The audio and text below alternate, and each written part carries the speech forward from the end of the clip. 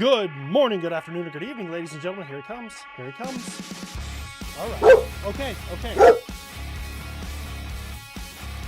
I have... What is up, everyone? I have unsettling news about Knox. I know you guys might be worried, but come here. Come here, bud. I want to show them. He joined the Bloods. I didn't know he was going through any gang affiliations. I had no clue, but he has joined the Bloods. I don't know what to say, but peace was ended. Oh yeah, no, dude, I don't even know what's going on. It's funny. My wife and I, we got home because we've been just running all day, and we got home and my wife is like, I feel like we've been at war in the Middle East for my entire life. And I was like, yeah, first time, huh? Yes. we just be staying there, man. Oh man. Can I be your first customer when you open the dog groom? I live in El Paso. I don't mind the drive.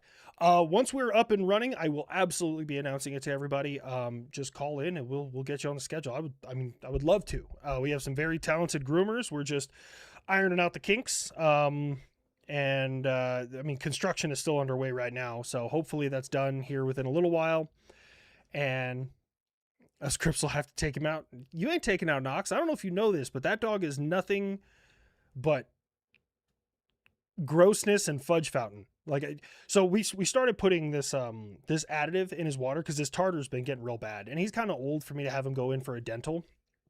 So we just try and make sure his mouth is kind of clean. So you add this, like a capful of this, in their water, and he immediately got the shits. Like today in his kennel while we were gone, he blasted the wall.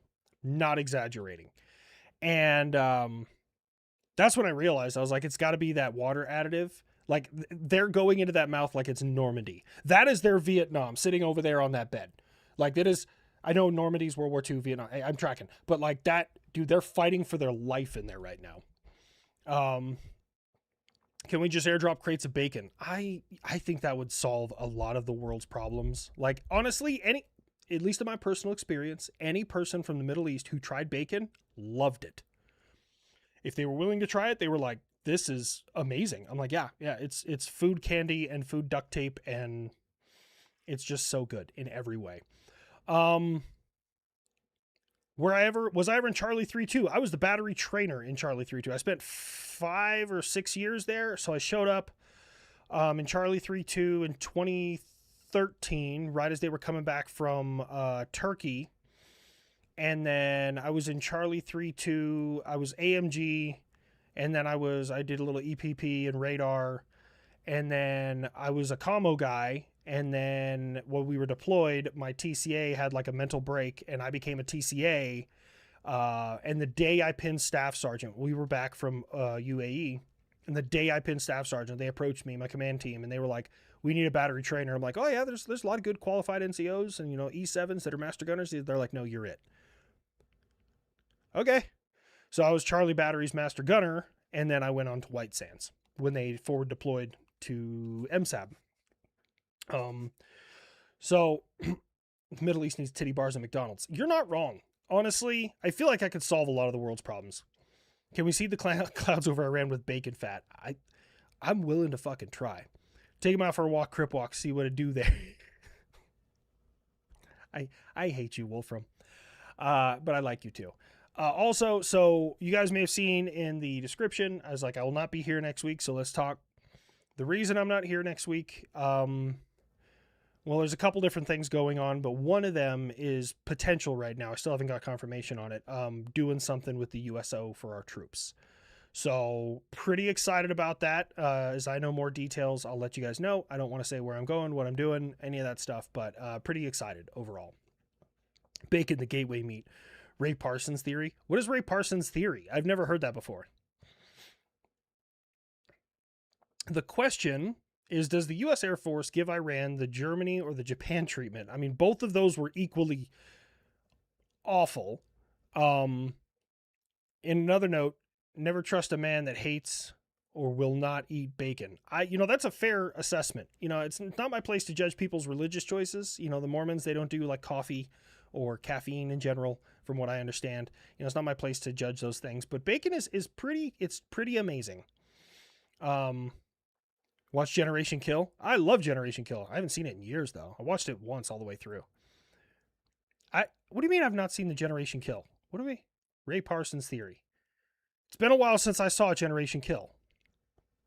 Um, so the difference between the Germany and Japan treatment is Japan, everyone thinks of the two sons, but in reality, and this is just my history brain taking over, and I'm probably going to just give fucking weapons a stroke here. Um, we killed more people on mainland Japan with napalm than both atomic bombs combined. A lot of people don't know that. Like significantly more with napalm. The Tokyo firebombing was ruthless. Same thing with the was it the Berlin firebombing or something like that? It was like 90,000 people in a week were just wiped out by Americans and Canadian aviators. I don't know if the Brits were on that. They might have been running like close air support or something, but I know majority of it was American and Canadian. Because that's what Canada does. We're all aware.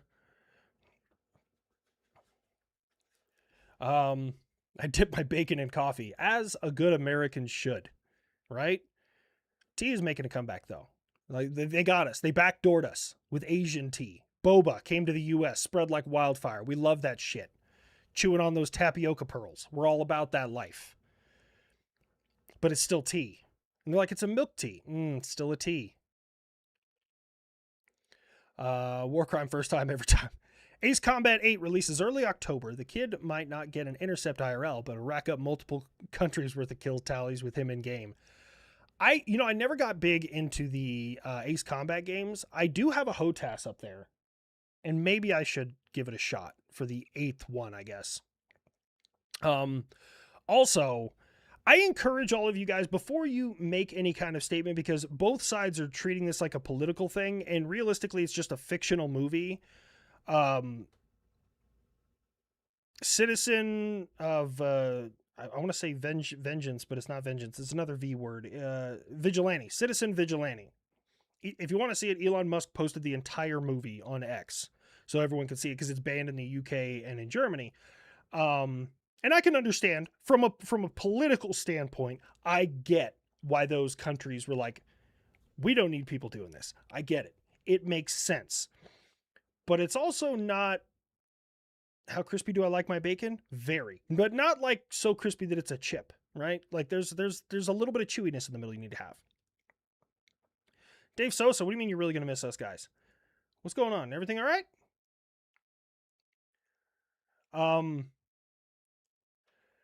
When Lockheed Martin, Arsenal Bird, bro, you and me both. But so I encourage you to watch the movie. I watched it. Like I get what the director or the producer or whatever was trying to convey, but I feel like it was overshadowed by a lot of things. Like if you watch the movie, he like crosses over the double yellow and like runs a car off the road and like straight up kills the people inside there. It's kind of just an innocent violence thing, which doesn't really seem to coincide with like his opinion. And then there's the whole scene with the prostitute, and it's just, aside from the mold part of that, you didn't need the whole rest of that thing in there, that whole scene. Like it was kind of pointless. The mold part made sense because it shows like, that he's trying to, people should care about what they have. But yeah, we need our own vigilantes. I don't think the answer, so let me preface this. I don't condone vigilante justice in any capacity because it's a slippery slope. One person tries to stand up for what they believe in and try to do what most of us would consider a moral or ethically correct thing. Other people follow along, and we've seen what kind of moral ambiguity is out there in the world. Like, for example, the assassination of Charlie Kirk, or the attempted several assassinations of President Trump and members of his administration. So but what I think the movie really portrays well is, if you kind of take a step back, is it shows that it's not so much a racial divide as it is a cultural divide. And that if you fail to take care of your people, some would say obligated. I don't know if I would really agree with that statement, but feel the need to take care of it themselves. So I don't think it shows like that you need to do this. I think it shows a stark warning to individual nations who are failing to take care of their citizens. And I think that's what they were trying to portray in the movie. The movie is called Citizen Vigilante.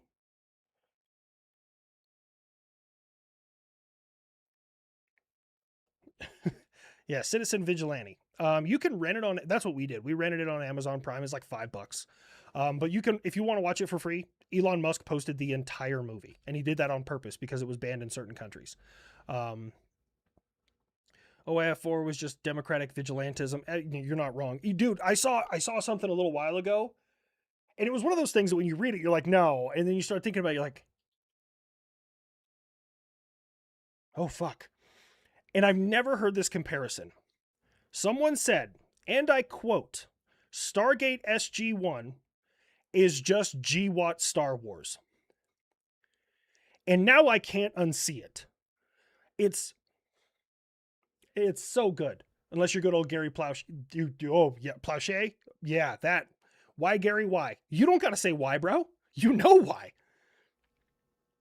Law-Abiding Citizen made me hate Jamie Foxx. Dude, Law-Abiding Citizen is actually a really, really good movie. I really like that one.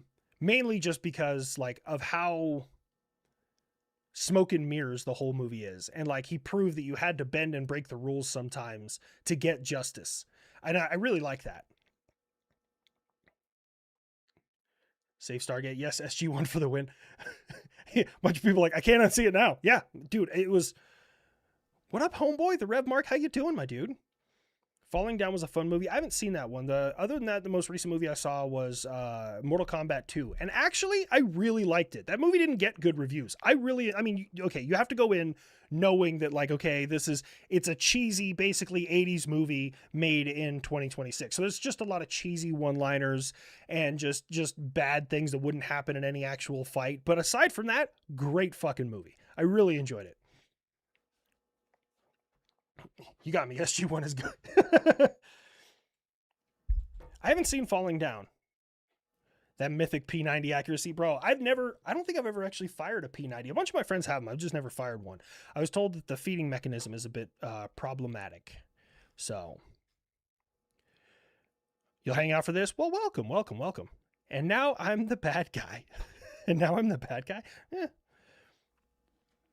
SG Watt character. HLC, been a few. Can you ask Nick to do a binder on our favorite plane? Which plane? Are we talking the F-22? Are we talking the B-52? B-52 would be a hell of a good episode. Nick, one of the things I love about him is he can deliver basically monotonous information. Like, if you read it, you'd be like, oh, that's interesting. Okay. Like, it's not really just like jump out at you, but he takes the information and he does it so flawlessly. It's really good. And if you pay attention, this is what he does. He describes something that an air platform, a store, or whatever does. And then he takes a step back and he goes, basically, that's like, and then he starts inserting all these analogies that are hilarious. So it makes it just the information jump out at you so much more. It's so good. Assassin's Creed Forever. Bro, I'm waiting on Black Flag. Dude, I swear. It's like these AAA companies have finally started getting the message and they're like, look, guys, we're losing money hand over fist. We need to start doing things. So Nintendo's like, cool. We're remastering Ocarina of Time. We're bringing back Spyro. Fucking Microsoft is like, we're redoing Halo. We're bringing a better Gears of War. We're going to unfuck everything we did in the past. And there's one more. The pod racing. The Star Wars Racer. Oh, I'm so stoked for that. Irwin Brothers, thank you so much. Wolfram deleted it. I'm not sure what you did wrong, but it's okay. Ace Combat Forever, good. I haven't played it. Nick needs to collab with Indy and Sabaton. Bro, he said that Sabaton reached out to him, and I'm like, what are you doing? He's like, yeah, they reached out and they wanted to work together. What are you doing? Bro, I would jump on that like a crow on a curly fry. What are you even doing, man? I love any opportunity. Like that's one of the best things about this job. Like you guys, and you're very good about checking in on me. I adore that about you guys and this following and the people who enjoy my videos. You notice when something is a little bit off with me, and I do appreciate that. I wholeheartedly appreciate that. I go balls to the wall all the time, and that's just what I do because that's the person that I am. I'm not lazy. Like I could never be a lazy person. And but what happens is I stack my schedule so heavy and then something comes up and they're like, hey, do you want to, like, I'm about to go to school to learn how to drive Formula 4s. I didn't plan this. Eli planned this. Fuck it. Full send. Let's do it. I think it's going to be a Pepperbox exclusive for those of you who might be wondering. But yeah, we're doing that. Oh, he said communism 3 times. I wonder if Nick's going to pop in. Black Flag is still my all-time favorite AC game. I want to remake the X-Wing TIE Fighter sim games from the 90s, unmatched to this day. I don't know. Star Wars Rogue Squadron wasn't bad. There wasn't a lot there, you know, and I will say that to the benefit of developers. Now everyone wants, well, I want new skins. I want emotes. I want this. I want that. Right. And in reality, they do want that. But then you look and like, there's a game called Digging a Hole on Steam, and it sold 1 million copies, and it's just dudes in the backyard digging a hole. But that also ties into like something that is dude logic from way back when. Men love digging holes. I'm telling you, show up at the beach sometime. Let's say woman, man, doesn't matter. Non-binary, toaster oven, whatever the fuck you identify as, go to the beach sometime and bring like 3 shovels and start digging a hole. Within 10 minutes, a man will come up and say, what are you doing? And you just say, digging a hole. You want to help? He will help you dig a fucking hole. Like, that just ties into something that is just hardwired into men. We like digging holes. I don't know where it comes from. It's like, you know, like when women have maternal instinct, which, by the way, holy shit. There's a Netflix show. My wife and I watched it because we like those murder shows called Maternal Instinct. Holy shit. We cannot physically hate that woman enough. Oh my God. Dude, it's wild. Oh, thank you on the Joker B1. I know U.S. Air Force Museum it's up there on the list. Weapons. I'm tracking. I joined Pepperbox to see your unedited stuff. Apparently, and I haven't even gone and looked, but apparently my Midway video was tweaking out too. I don't know why that happens on Pepperbox. I go back and I watch the video, and it's not tweaking out, and then I upload it to YouTube, and it's not tweaking out. I'm like, what the fuck? So I don't know why. I'm sorry. Windrose Diggy Diggy Hole. You play that? I don't know if it happens with other races. I can just speak for mine, but if you play Diggy Diggy Hole while digging a hole, white dudes will show up and start helping you dig that hole. And I don't know. Like, it's the rules. I don't know. I don't know how it works. Okay. Hole equals home. Anyone else misses CNC Generals? I play it every once in a while. Generals was the best. I mean, it was way wrong in the way a lot of things work. Like, you use Patriot air defense systems to fight ground attack, which, could you do it? In theory, yes. In theory, like, if anyone ever tells you Patriot can't shoot at the ground, you could. Wouldn't be accurate. It's not the right payload or payload delivery system to actually do anything.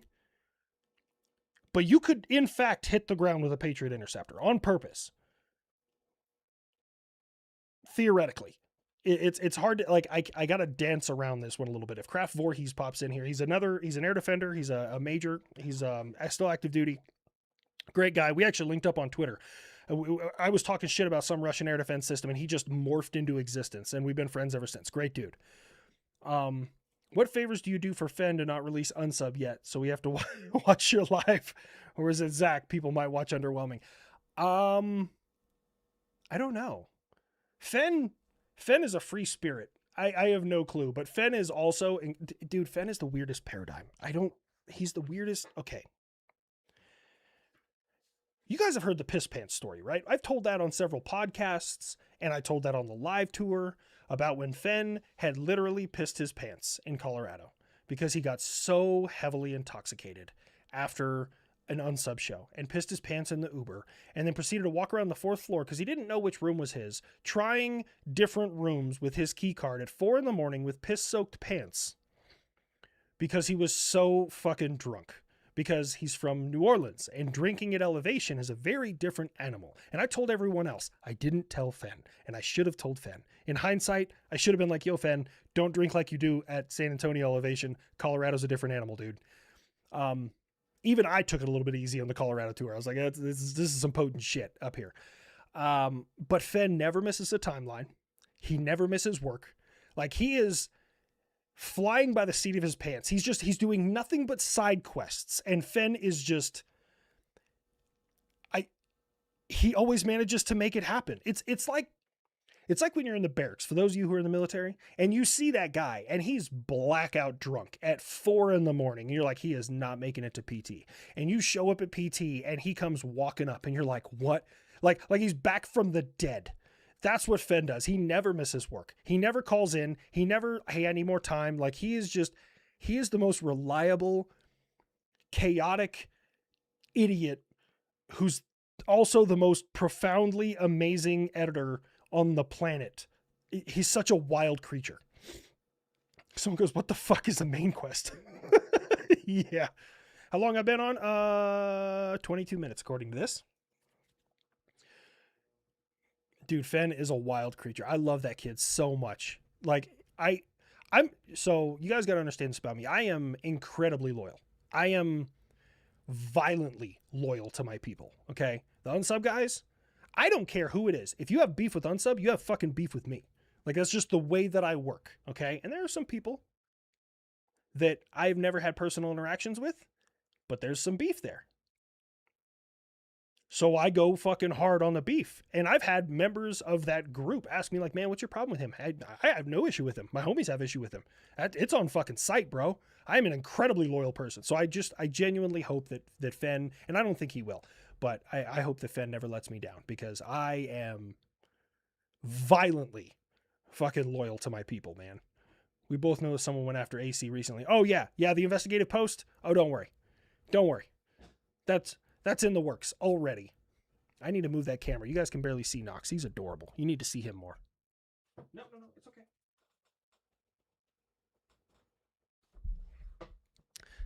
That is my best buddy in the whole wide world, man. He's going to be 12 next month. I told myself when I first got Knox that I wanted him to make it to 12. That's what I wanted, because I knew he's a bigger dog, but he's not a large breed, right? He's still medium breed. And I told myself that any day I get past 12 is a blessing. And he's still healthy and chugging along. And the day that I lose that boy, I'm going to be inconsolable for fucking weeks. That is my best friend in the whole wide world. Those fuckers up top are Franklin's Morse code messages with racial slurs inserted. What are we talking about? Oh man. Canards are gay. This guy knows ball. This guy knows fucking ball. Let me see. We need candy bacon coffee flavor. I'm not going to say no.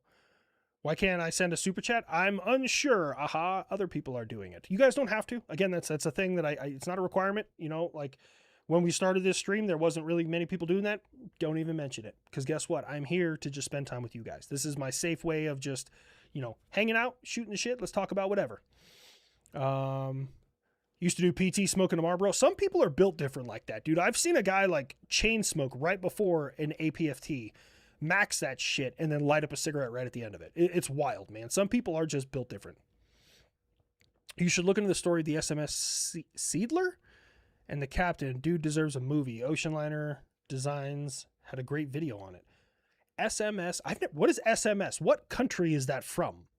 SMS.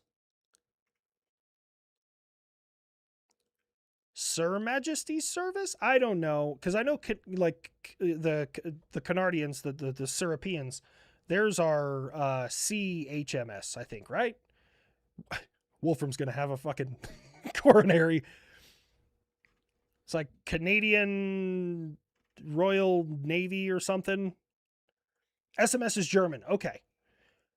World War I Germany. That's probably why it sounds very unfamiliar to me. That makes perfect sense. My scope of understanding, I'm pretty well versed in World War II. I can keep up with people in World War II, trivia and history. World War I's a bit of a gray area to me. I don't know as much about, like, I would say probably next would be Vietnam. I'm relatively versed in Vietnam. GWAT, definitely. I mean, but I was also kind of there. Senior Master Sergeant, Air Force. Would you intercept me? Oh, I read it before. Wolfram. I'm sorry, Wolfram. They went engagement farming on AC gives dying media relevance. Oh, dude, I know. And somebody, I think it was on Instagram, I saw something and it was a video about angry cops and like him suing and doing this and doing that. And I was like, man, and I saw a shit ton of comments and I was like, let's see what these fuckers are saying. I'm gonna hurt some people's feelings. Bro, I went there. Everyone was roasting the media site and backing up AC. And I was like, I just sat back, and the comment I left, you could probably still find it on Instagram, is this comment section passes the vibe check.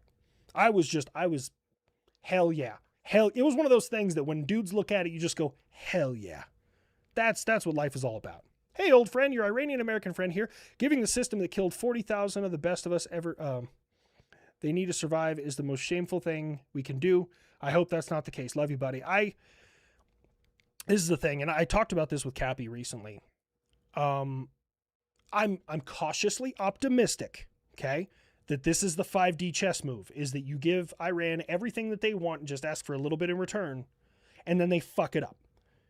And then we start restricting more and more and more until we eventually just say, you know what, we're just tired of your shit. We're not negotiating anymore. We're going to keep fucking you up. I'm cautiously optimistic, but people were coming at me when I did that video and I talked about the deal with Iran, and I was just... Would you intercept me? I was very let down. I'll finish here in a second. Me. Wither! Can we coordinate a veterans charity event using the Military Hall of Fame channel on Discord, and WPNS will coordinate it all for you? And for more details, ask WPNS. A veterans charity event, depending on the veterans charity. I'm not opposed to helping out veterans charities. I'm not opposed to it. I'm not opposed to helping out charities in general, but I'm also very cautious about it, and I'm very careful about which ones I support, because some of them, don't want to point any fingers or say any names, Wounded Warrior Project, a lot of that money didn't go to the people who fucking needed it, and that bothers me. So, again, I was cautiously optimistic about the plan, but people were coming at me. They're like, you didn't actually read it. Guys, I checked conservative media. I checked liberal media. I went and read the transcripts from it. I was like, there's got to be a saving grace in here. There has to be something. And there wasn't. Trust me, guys, I'm on your fucking team. I know where my biases lie. I am aware. I'm fully aware of my biases. But I'm still going to call a spade, you know? And I looked at that deal and I was like, there's, every part of this doesn't make me feel good. Every part of this, I have strong feelings and none of them are good. So I'm cautiously optimistic. We'll see how it plays out. This is the thing, guys. You know me. You've been around here for a little while. I am the first person to tell you that I'm wrong about something. I will stand up and be like, I fucked this up. That is on me. I'm okay with that. Is it too low? I mean, I'm peaking in the red zone. Like I can crank it up a little bit. How's that? Chat rules, no politics. Wounded Warrior CEO makes millions a year. F them. Yeah. I mean, it's also like I don't mind donating like old clothes and like lightly used items and stuff to like thrift stores, but I don't do it to Goodwill anymore. It's 100% profit. I mean, it's a phenomenal fucking plan. People are like, well, this shirt was only 99 cents. They got it for free. That's 99% profit, 99 cents a profit. You stack that up with all the Goodwills all over the damn place. Of course they're making money hand over fist. And they're a 501c3 nonprofit organization whose CEO made like $2 million last year. It's wild. But again, personal things. What kind of puppers? Knox is an Australian Shepherd and Pit Bull. Trust me, I wouldn't believe it unless I had met his parents. His dad's name was Miklo and his mom's name was Nala. And that's what Knox is. Or was. I don't know where they're at now. Ceasefire, they only want a ceasefire there so they can break it. Perhaps we work with Eli for this stuff. Eli is very well versed in the realm of like helping out charities. So I definitely want to do more of that this year. 100%. I know, thank you guys, through your support, watching my videos and of course your donations, we were able to help out. Like we've helped out a couple of different things. A couple of, I don't make this a lot of public stuff, but people have reached out to me. Their spouse had passed away from a terminal illness, and I made a donation in their spouse's name to the treatment center where they were, and made sure they got credit for it. We have, when the floods were down there in Texas, we donated to the Cajun Navy. So like through things like that, I'm able to help out where I can. I just don't really advertise a lot of it because I'm like a G, or the G in lasagna, I move silently. Fuck that whole thing up. Let me see. All these food analogies, I guess you're hungry on beef curly fries. Grandpa Buff would agree. Beef curly fries. Did I use food analogies? I might have used food analogies. I don't know. I am actually hungry right now. But yeah. Funny Belarus apology to Ukraine. Wait, what? Dude, there's a lot going on in the world. So we know that the U.S. struck back against Iran. There was drone and missile facilities potentially. That's what we're being told. Even both sides have agreed. Yeah, they hit those facilities. Cool. You have the earthquake in Venezuela. And I mean, there was like 30 earthquakes around the planet the other day. And then you have apparently, and I'm just hearing Twitter rumors about this. I don't know how true it is. I don't know if it's clickbait. There's rumors that the military might start rising up against Vladimir Putin. And I don't want to say what side I'm on. Fucking do it. But I will definitely say that, like, let's try and handle these things diplomatically. Take that shit by force. Would you intercept me? And intercept me. Please do talk to your mods about the charity event. I'll reach out. I want to figure out what charity event it is. Withers, you beautiful man, you or woman. I don't even know what you are. You've met me in person before, and you still didn't tell me who the fuck you were. Withers, I'm almost at the point I'm going to hire a private investigator to come find you. And I'm going to show up one day at your work or your house, and I'm just going to be like, hey, Wither, I'm going to get you. I'm going to find out who you are. It's interesting. You say 7.5 isn't a quake, it's a tremor. I get it. Californians, also, our infrastructure is kind of built to withstand that. That is actually one thing that California has done pretty well, is their buildings are designed to move a little bit and not just stand there like a rock. So that's good. Venezuela was not built that way. Dude, it's bad. It's bad. And honestly, would you intercept me? I'd intercept me. I've met you 3 times. God damn it, Wither. I know you met me at a Dallas show. So next time I'm in Dallas with an Unsub live tour, if we do Dallas again, which we probably will because it's fucking Texas. Texas loves Unsub. I'm going to tell the venue, close the doors. No one leaves until I figure out who the fuck Wither is. No one leaves. We're going to find out who you are. But you're probably going to pay a bunch of people. I'm Spartacus, you bastard. But yeah, I'm hearing rumors about that. And I really think this is the thing. Right now, you have 3 big contenders kind of vying for world power. I mean, some would argue India, but let's be real. Just double the number of trains they have. It's not going to be a hard battle to win. God, that's a fucked up joke. But it's Russia, China, and the United States. If 2 of those team up, you have a new world order. But Russia doesn't trust China, and the United States doesn't trust either one of them, and they don't trust the United States. So it's all just, but I'm just saying, if we could get on better terms with Russia, I genuinely think the Russian people's life would improve. I really do. And guess what? They're like, they're going to destroy our values and our Western this and, Western that. And it's like, bro, Poland doesn't let anyone, except for native ethnic Polish people, stay there. And guess what? We love the Poles. You want to keep it like that? That's your country to run. Just don't be a fucking dickhead. Don't invade your neighbors. I have no issue. To be very clear, like when I talk about like Iran and Russia and stuff like that, I'm talking about their regimes.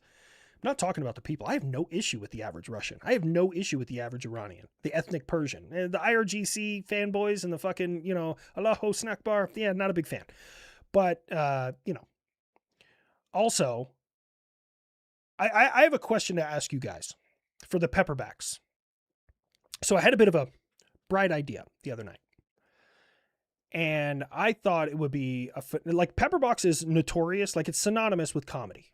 And I like that. Don't get me wrong. I love comedy. I love making people laugh. But I was like, how could we use this platform to encompass history, but also, bring a little bit more depth, right? Like we got the meat and potatoes, but maybe I want some fried asparagus on the side, like, right? Just something. Would you intercept me? You met me at the Army 250th? You son of a I'd bitch. intercept me. Once at Gun Show, Dallas Show and Army 250. Wither, I'm going to find out when you're like one of my closest friends or something. And then you've just been hiding or something. You're like Fen. Watch. Wither is Fen or something.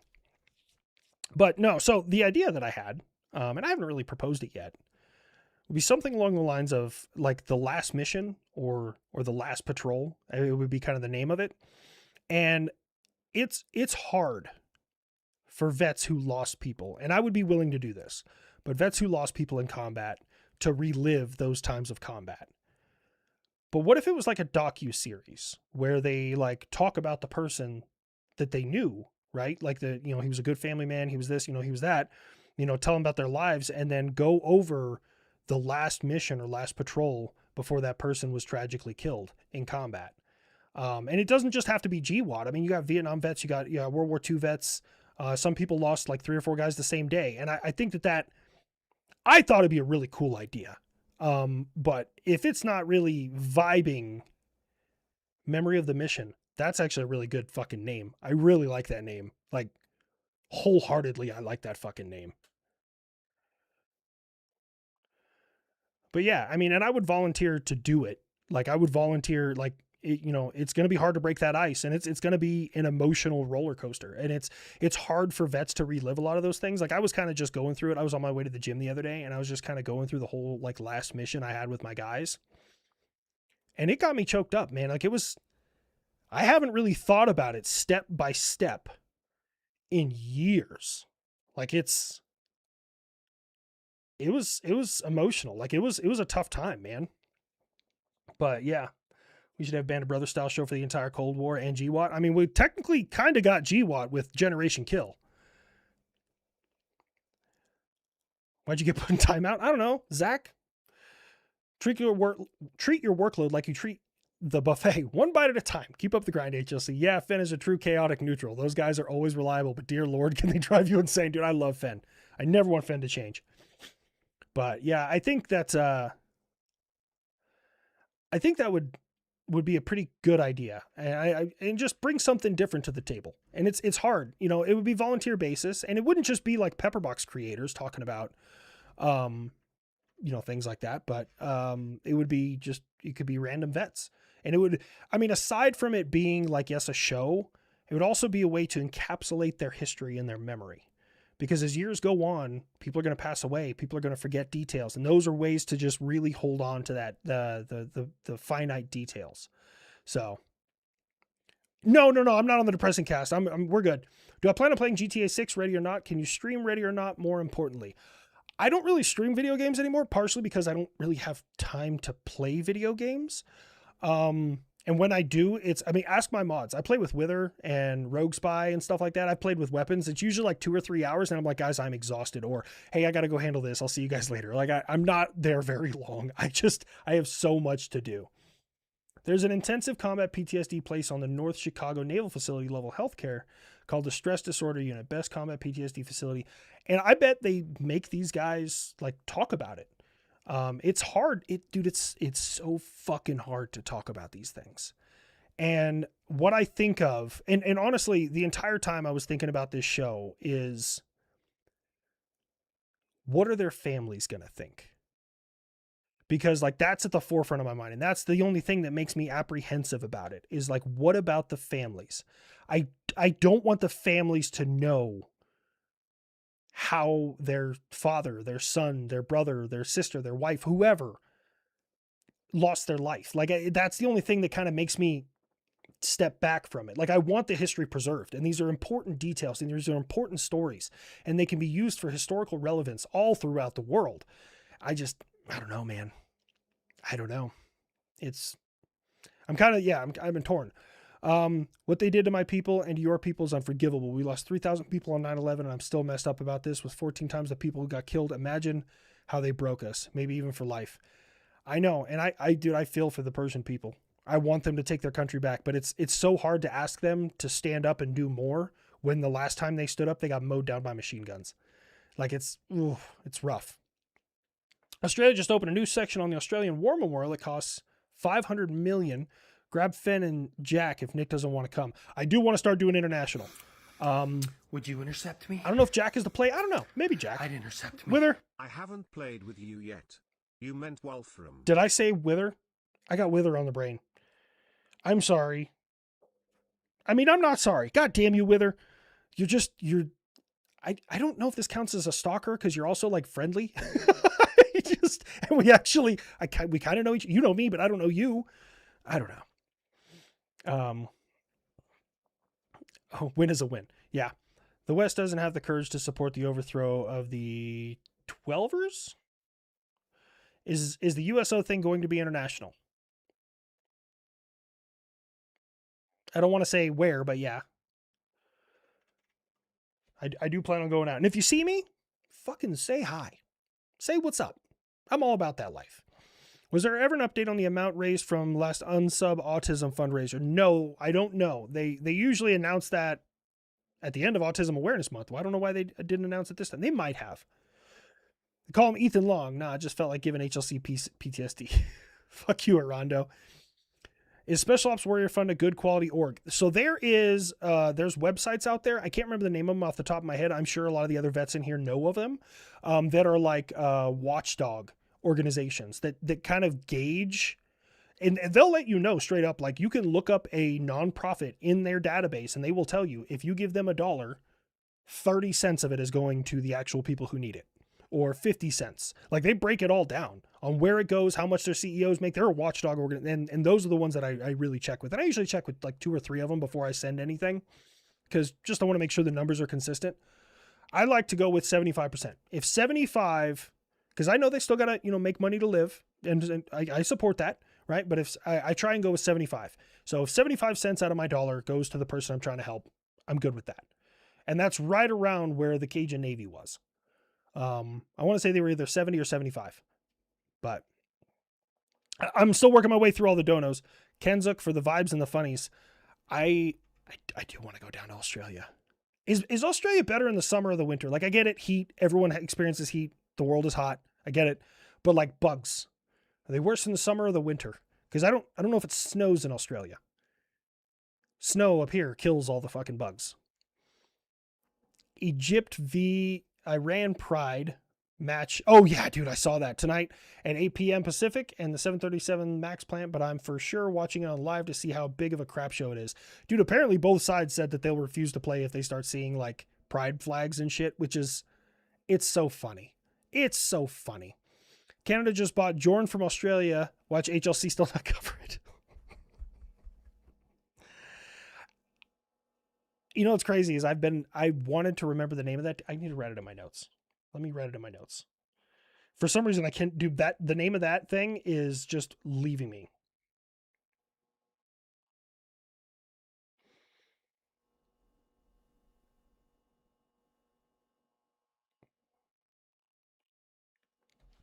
I got to look into Jorn. For some, like, I can distinctly remember, like, while doing research for a video, I'm like, what the fuck was that air defense system he was talking about? I keep forgetting. I'm sorry. Did you intercept me? Wither. I'd intercept me. Don't worry, this relationship we have is strictly professional. Yeah, sure, you say that until I come over someday to have a couple of beers and you have pictures of me and everyone that is with me, you've cut out their faces and replaced it with your own. Whose dog? Oh, that's Knox. He's my best buddy in the whole wide world. Soccer sucks. It's a communist sport. I don't know. This is the thing. You want Americans to care about something? Let us win. That's, dude, I'm telling you, like, America really doesn't have a snowball's chance in hell. I mean, well, okay, maybe a little better than a snowball's chance in hell at this World Cup. But dude, you have any idea how insufferable Americans are going to be for the next 4 years if we win? Would you intercept me? I'd intercept me. How do you know about that? Wither, next time we meet, just I don't know. Don't tell me it's you. I'm okay with the cryptidness now. I think this will turn into such a long issue that Congress will be forced to vote on whether to leave the Middle East or take a loss or declare full-on war. Yeah, I don't think it'll ever end while the IRGC's in charge. I really don't. And I hate to say that. And I would love, okay, for the people like, why does the U.S. have to be the world police? Number one, the world's reserve currency is the petrodollar, basically. And if people start having more power and more money and more nukes, that power could shift. Follow the money, right? But also, I'm kind of at the point where I'm agreeing with the isolationists. Look, historically speaking, every time the U.S. has become isolationist, a world war broke out. Both of the last ones were from U.S. isolation. some would argue a couple different things started it, but really U.S. isolationism.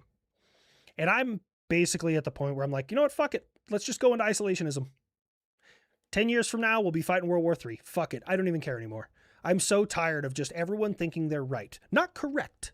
Right. There's a big difference between right and correct. I try to be as correct as I possibly can, and I'm willing, and I try to be as humble as I possibly can when I admit that I have wrong, and I'm wrong about something. But so many people just want to be right. World War II was not part of isolationism. Okay, counterpoint. The Treaty of Versailles, basically, and I'm going to go toe-to-toe with weapons on this, because this is my jam. The Treaty of Versailles basically castrated Germany after World War I. And the German mark was worth basically nothing, which really helped a certain mustache man rise to power. That mustache man then started building up his military in direct violation of the Treaty of Versailles. And guess what? Americans decided, not my fucking problem, not my dumpster, not my fire. Same thing with the Brits, same thing with basically every developed nation in the world. It's not my dumpster, not my fire. Isolationism. And we said, you know what? We're not going to do a part of it. Then boom, he annexes Austria and invades Poland. Now France is kind of on the front line, and France at this point in time had the largest standing army in Europe. This includes Soviet Russia. And France said, fuck you, we're not going to allow this to happen. Yeah, France got folded pretty fucking quickly due to the Blitzkrieg. Okay. And then he gets to the English Channel, and America's still like, hey, he's not really a problem for us. We're going to just do our own thing. And he kept expanding. And then he started fighting across the English Channel, and America was like, we're not a part of this, but hey, let's go ahead and start shipping over some goods and services, some bullets, beans, and gasoline over to our friends Beans on Toast, because we know they love beans. And then on the other side of the planet, the squinty-eyed emperor, which we were cool with, we actually kind of handed him South Korea, well, Korea in general, on a silver platter. And then he came toe-to-toe with us when he started, trying to take over the Dutch East Indies and take over oil and textiles and shit that were coming out of there. And now we got beef with him, and we're like, hey, we need to keep this shit cool. This guy with the mustache over here already hates us, and now you guys, you're really not liking us. And then suddenly, in the middle of our isolationism, boom, Japan attacks Pearl Harbor. We're like, okay, all right, I'm going to fuck everybody up. And that's what happened. That's the story of World War II, okay? Like, don't get me wrong, I'm not downplaying the contribution by the, Canadians, the Australians, the British. Like, the British fought pretty much on their own for about 3 years, right? I'm not downplaying that at all. However, no one was winning until we got involved. That's a fair statement. That is historically accurate. That is historically accurate, okay? Beans on chin, Buff can use that.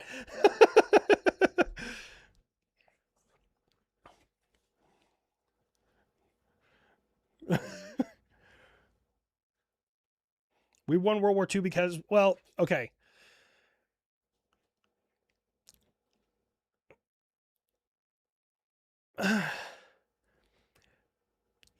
I could see that argument, but it's a straw man argument. Same statement can be made, well, we won World War II because of the Red Army in Soviet Russia. And people are like, well, the majority of the casualties were over there. Yeah, on both sides. Majority of the casualties on the Eastern Front were German.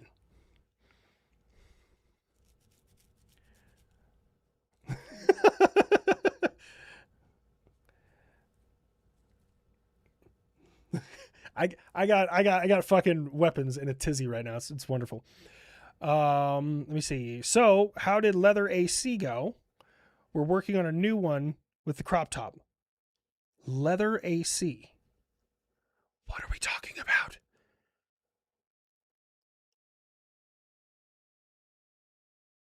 What is happening? Gamer Valine, I'm so confused about what is happening. I'm sorry. I was way off topic. My brain is still in World War II. All I ask is a buff shout out. Okay, you want a shout out, Jam Bro, but your name is spelled like you're from the inner city of Chicago, and you keep that thing on you. Thing, as they say. So basically, fuck you. I got nothing. I got nothing. Who did the Germans run from in World War II? Well, kind of. When Germany capitulated, a lot of Germans ran towards the Eastern Front because they would rather be taken captive by the... When I say the Allies, I don't include Russia. I know Russia was part of the Allies, but I don't include them. Would you intercept me? I'd intercept me. I must know, how did you get rich into the Horus heresy? So I started reading it, and then I gave one of the books to Finn, and he liked it, and we both were reading them on the Unsub Live tour. And when he got done with the first book, and I was already on the third, and I gave him the second one, and I had the first one, and I was talking with Rich's wife, and she likes sci-fi novels, and I was like, well, here, check this one out. I really, they told me to get into this. I've always liked the art style and kind of the stories. This is, what I've been reading. And Rich has had it for probably 6 months, and now he's a drill. He's on the trail, and he read the first one, and he's like, which book comes next? And I was like, check the back of the book. They always have like the next couple ones in the series listed in there. And now he's hopelessly hooked. So I love it. Western. It is Western. Sorry. East and West, I got mixed up. You're right. Western Front. My bad. That's on me. We have Spicy Sun delivery machines. They didn't well until 1953. Thank you, fucking, what are they called? Robertsons? I can't remember the name of those people. The last people we hanged in 1953 for treason. Just simply saying the man, the myth, the legend. Well, thank you so much. Oh man, there's a lot of different symbols around those letters. Thank you. I'm so sorry. I have no idea how to read that. You'll never know me and never see me. I know you, Ping King. That's Withers' shtick. Rosenberg's. Thank you. I can never remember their damn name. But judging by that last name, maybe I'm unfamiliar, and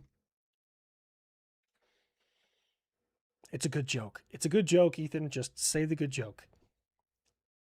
Judging by their last name, how do I know that those plans for atomic bombs weren't promised to the Russians 3,000 years ago? Okay, we're going to just continue on. Oh no, Fritz.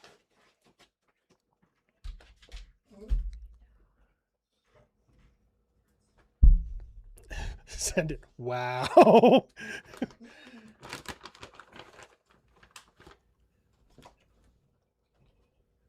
Fritz, you can't catch to save your life. Why is he in here? Oh my God, you're stoned. You're bouncing. You're stoned. Mrs. Linecrosser comes up and he wanted to come see his daddy. And I'm like, oh God. Oh God. They're so bad in some places in summer, we made the cork hat to deal with them. Are we talking about what now in Australia?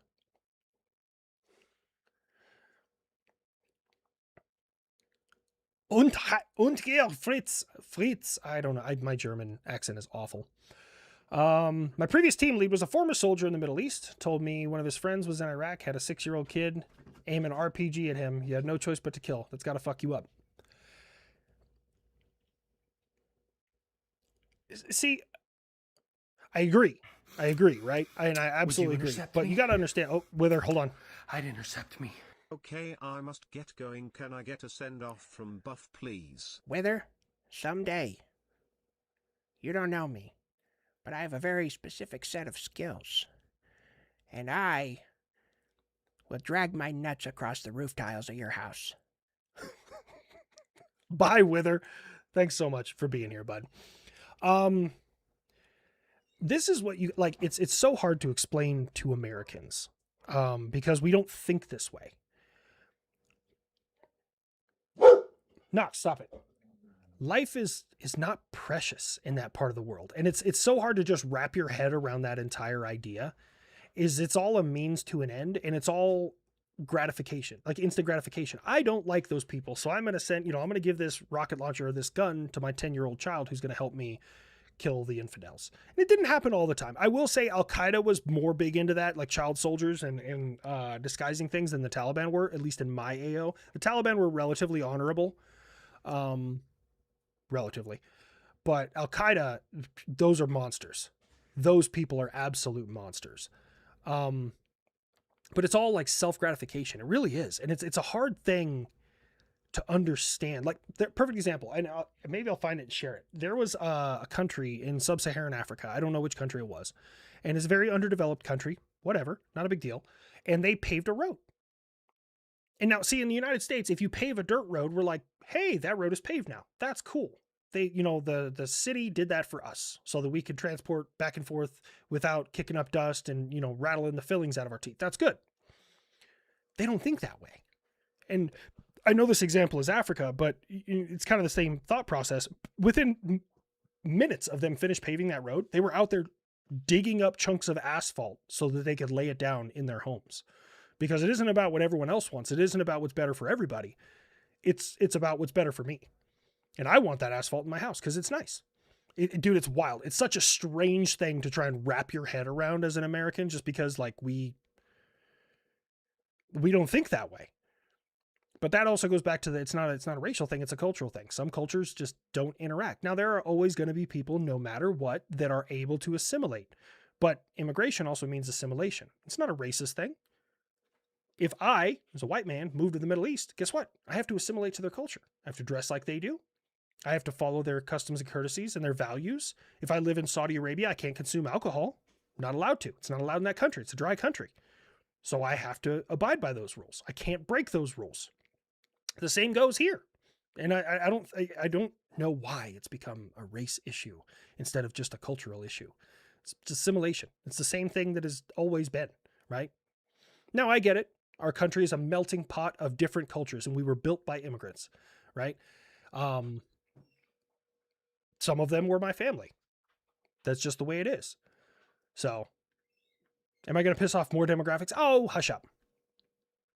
Holy shit. Fritz? No, it's not a haircut. That's just the way his hair grows in. Oh, booze is okay in Saudi? I didn't know that.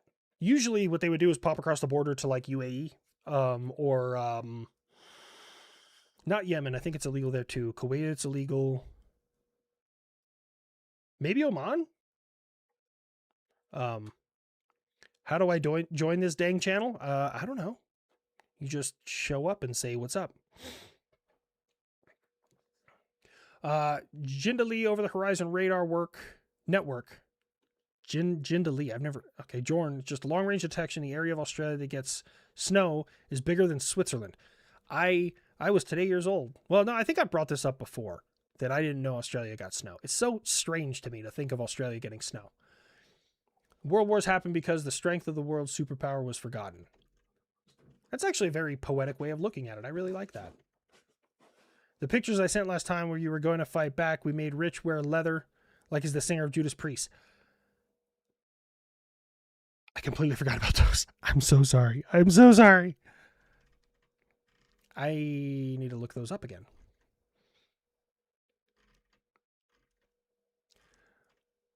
Mr. Green Games, thank you so much. USA versus the World Warhammer 40K Battle Barge. So I want to do that one. That one is definitely on my list. However, I don't think I know enough about the universe to make a statement about that, because there's also different classes of Battle Barge. There's different series of Battle Barge. There's different weapons loadouts of Battle Barge, because all Battle Barges are a little bit different. They all kind of have their own, depending on their Primarch and shit. I would have to pick a specific one, learn everything I can about that faction, and then their numbers and everything. And then I would also have to learn the ballistic resilience of ceramite armor. Maybe. It's a hard maybe. When's Russia's Mother plush coming out? Look, no one's going to buy a beanbag chair, okay? I'm sorry. Are you going to... Oh, sorry. How do I join this dang channel? Can I pet that dog? Can I pet that dog? Hey, HLC, there's a guy in my community in Alabama who's a 102-year-old Jewish D-Day vet. Think y'all can make something happen and get him on Unsub or one of the other shows. Incense and Iron, do me a solid. Reach out to my mods. I don't know how much time I'm going to have in the near future. I leave all the messages in there so that way I can reference them. But I'm not opposed to that. If he's a D-Day vet, that's a huge thing. And I know that they had, what was his name? He just passed away. I want to say Pappy Gunn, but that's not right. Who was the guy that they had there? I can't remember his name. Salamanders are the best. Well, salamanders treat humans the best. F-35 would be an Ultramarine. Here, you want another one? Tell me. Okay. That's a good boy. There's my best buddy in the whole wide world. Papa Jake. There you go. Thank you so much. Yeah, I couldn't remember his name. They had Papa Jake on. And so that would be, yeah, reach out to my mods on Discord and they'll get me the information. They kind of help me filter through stuff. Still can't imagine how that soldier felt knowing he had to put down a 6-year-old kid. Really hope he got some good counseling. Was it Sherman? Now weapons, I need your help. I think it was Sherman who said this. I could be wrong. I want to say it was Civil War. I don't think it was Lee. I'm almost positive it was Sherman. It said, the soldier above all, and I'm paraphrasing a little bit here, the soldier above all others prays for peace, because it is the soldier who must bear the wounds and scars of war. And I think that's incredibly important. I think the reason why we didn't have a world war in so long after World War II was not, everyone being nice to one another magically, is because we saw the people who were growing up and were there saw what the horrors looked like. And now we have people, which is so wild to me, denying the Holocaust deniers. When General Patton himself, I think it was Patton, it wasn't MacArthur. I think it was Patton himself was like, take all the pictures you possibly can, because someday somebody will believe that this didn't happen. Again, paraphrasing. But dude, that's so wild to me. It was MacArthur. Oh, MacArthur finally did something right. Yeah, broken clock, all that jazz. The scars of World War II are still visible in Europe. Yep. Also, Russia's mom is definitely a beanbag, like just as buff. Oh, that was Eisenhower. Was that Eisenhower? Okay. Yeah, dude, that's the scar comment is MacArthur, and Eisenhower said the thing about the pictures. Okay, see, learn something new every day. I thought it was Civil War. I could have swore that was Civil War. Maybe I'm thinking of the war is hell quote. I think that is Sherman. No, that one might be Lee. God, what quote am I thinking of from fucking Civil War?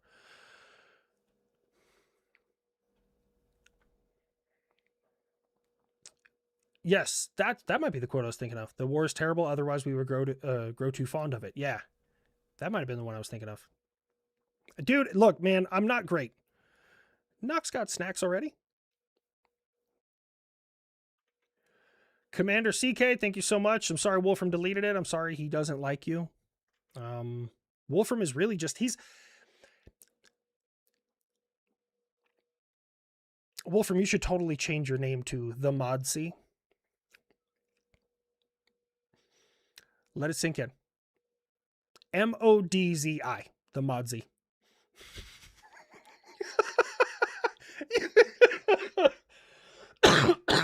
Oh my God.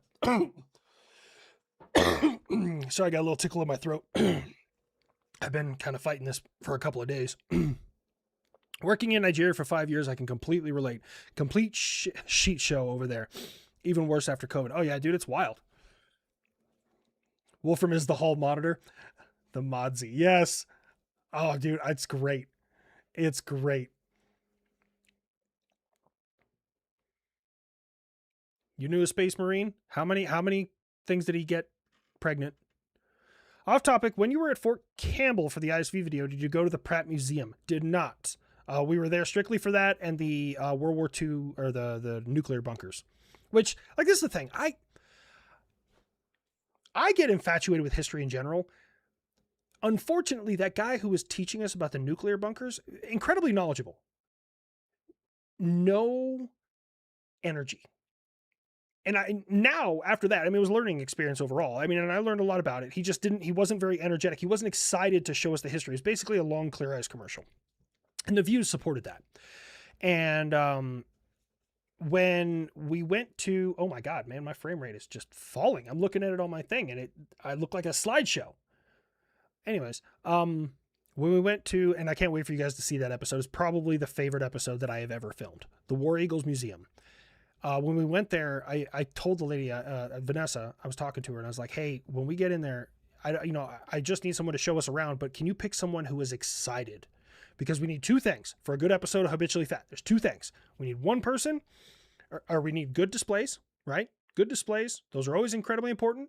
And then on the other end, We need somebody who is excited and emphatic about the history that they're trying to show us. Like, the more tism, the better. And the guy that they had taking us around the War Eagles Museum, he's a volunteer. He is a former Wizzo on B1s and B-52s. So the dude loved explosives and bombs and teaching us.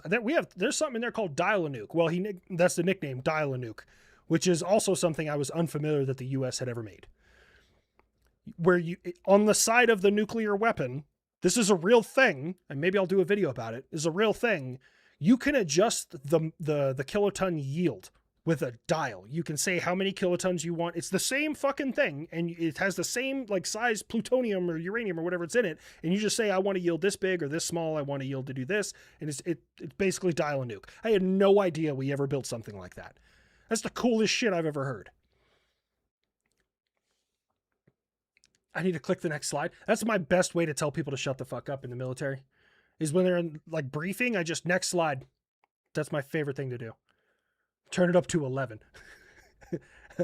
What band was that where he's like, this one goes up to 11, and they're like, well, why is that so special? He goes, because it's more than 10.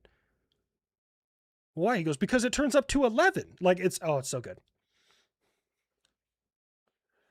You have 69 seconds, Kakarot. Is it Spinal Tap?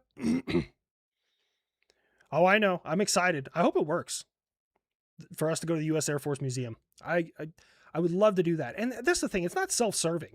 Like, if I wanted to go, I'd just go by myself. But I want to share it with everybody. Like, I like, that is so exciting to me, man. And because there's some people that it's not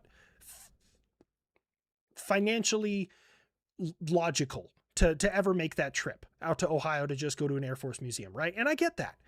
But this is an honest way that I can be like, look at what all they have here. And this person is going to tell us all about these things. Yes, Modsy. You just got that, Wolfram? That was like 10 minutes ago, dude. Hold the fuck on. So there's a real risk that someone might accidentally delete a city because they confused a nuke dial with an AC dial. Yeah, dude. I love this country so fucking much. It just, aside from the landmine, which I think the Brits did, as far as I'm aware, every other version of nuclear weapon the U.S. did. Like, the Dial-A-Nuke thing is just wild to me, because if you dial it lower, how do we make sure there's not unspent nuclear material? And how do you even dial it? How do you tell it to have a smaller reaction? That's such a wild concept. I'm genuinely curious about DARPA's cocaine budget when they came up with that. It had to be DARPA. Maybe it's Lockheed. I don't even remember who made it. Who touched the nucleostat again? Oh yeah, the Brits, I think, came up with a nuclear landmine. Problem was keeping it warm, because you know, batteries and stuff. So then they would put chickens on top of it, and when the chicken would die in a certain amount of time, it would arm. Yeah, that's a real thing. That's a real thing. Counterpoints, 40K is a YouTuber that made a bolt gun similar to Space Marine bolt guns. Check him out. So Counterpoints 40K. So that's the name of the YouTuber, Counterpoints 40K. Because I know Rich is trying to learn about it now. And as much as I could like hop on YouTube, this is something also that I'm learning. Because ever since I started reading 40K, I started seeing 40K pop up in my reels. And I'm like, cool. And it's always like, oh, did you know that the Astartes and blah, blah, blah, blah, blah, and the Codex this and blah, blah, blah. And I'm like, cool. I love these things. And then like I would scroll through a few more videos, and then they'd be like, hey, do you know the people who don't know 40K lore and that are just grifting it to get views? These guys. And it was the video that I just watched. And I'm like, so what's right?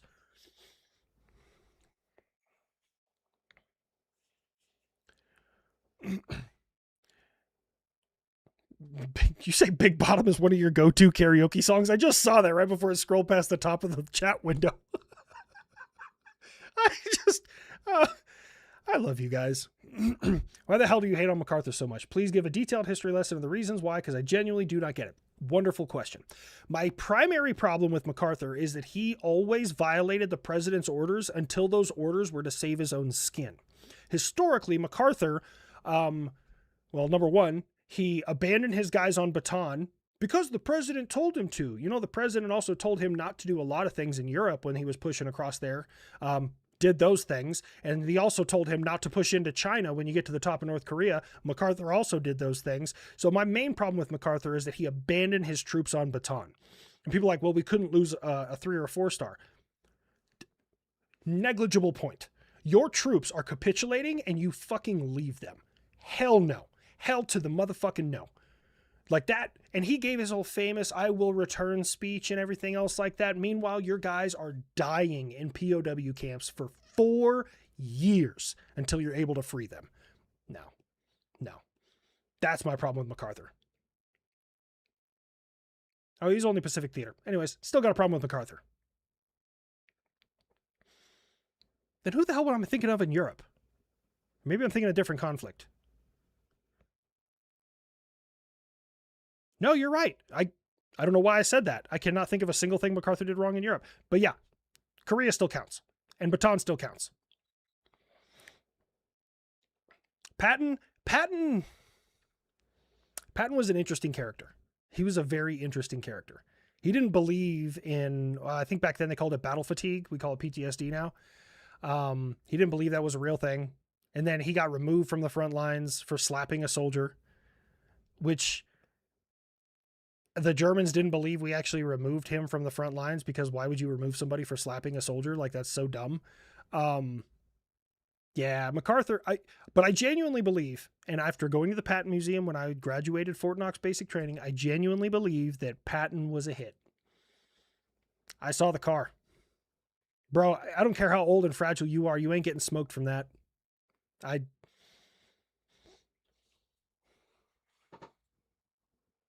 You are dying inside, bro. Dear Lord. Oh, that's dead. I gotta charge it. My little wireless fan. Sweet Jesus.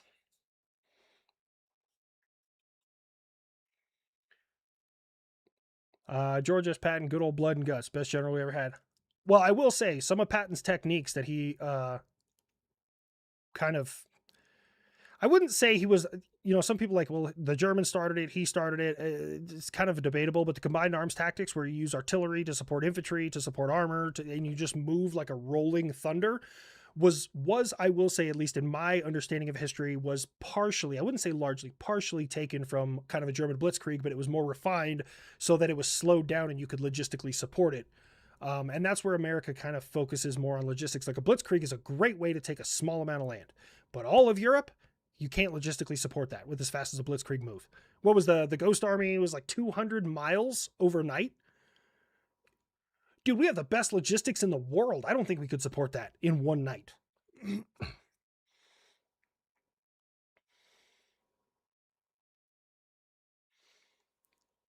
Can melee combat ever be relevant during the middle? Be as relevant as during the Middle Ages? I'm thinking Space Marines with the chain swords or battle walkers with giant swords.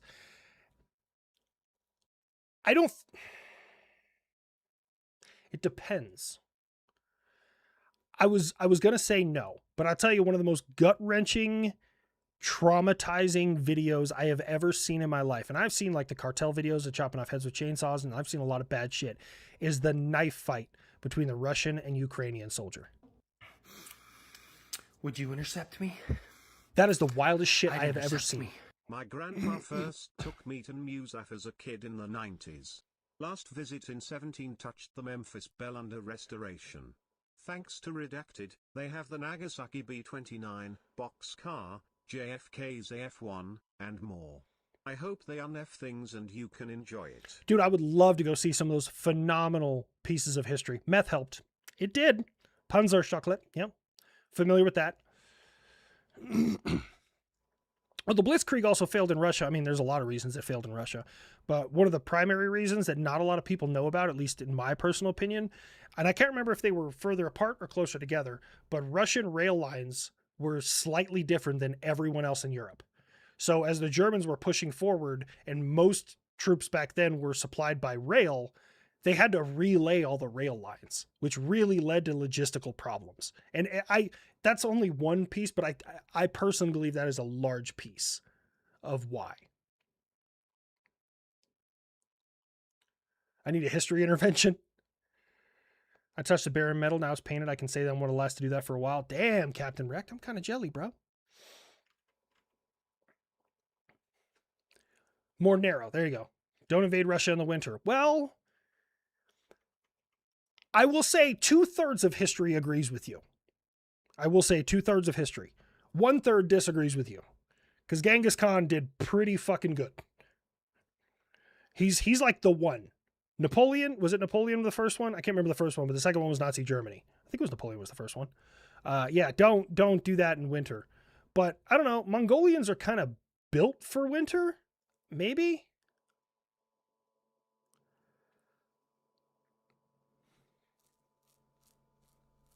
The rail gauge and the winter. Yeah. German tanks also had their wires chewed up by rats and mice. Really? Actually, I didn't know about that part. Mongolians, the Winter War. Yeah, well, correct me if I'm wrong, but didn't Finland officially lose the Winter War? I got it. Simo Hayea, I think that's how you pronounce his name. The White Death. I'm tracking. But didn't they officially lose the Winter War? East to west wins. Just go east to west. Oh no, the fat electrician mentioned me in his story.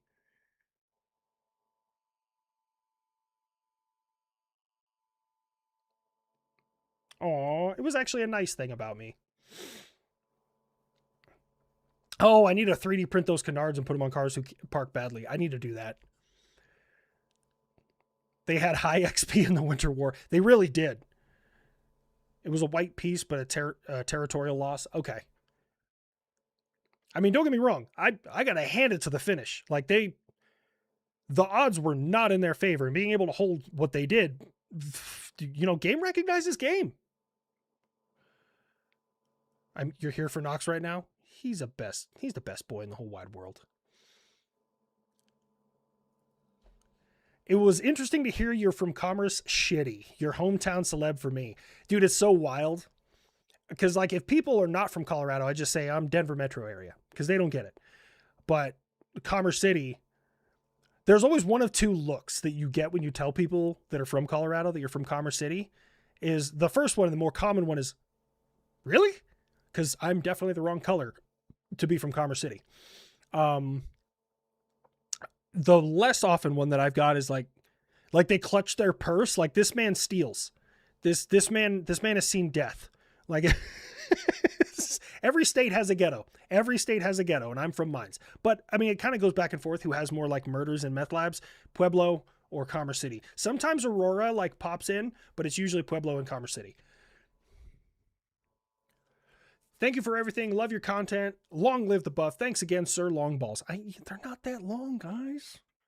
I feel like if people actually saw them, they'd be kind of underwhelmed. And they'd be like, how big of poops do you take? But still waiting for you to go to USS New Jersey. It is on the list. I can go. I can manage to make the time. It's the fat electrician. You guys just have to haze him.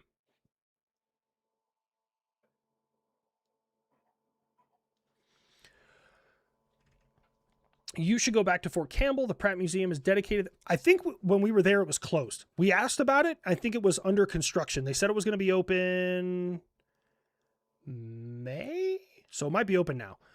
Dedicated to the history of the 101, good old Screaming Chickens, and 160th. Hell yeah. Was it Night?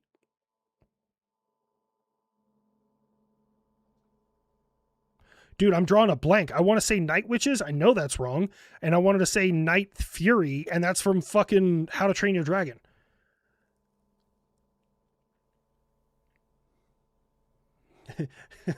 I lived in Aurora.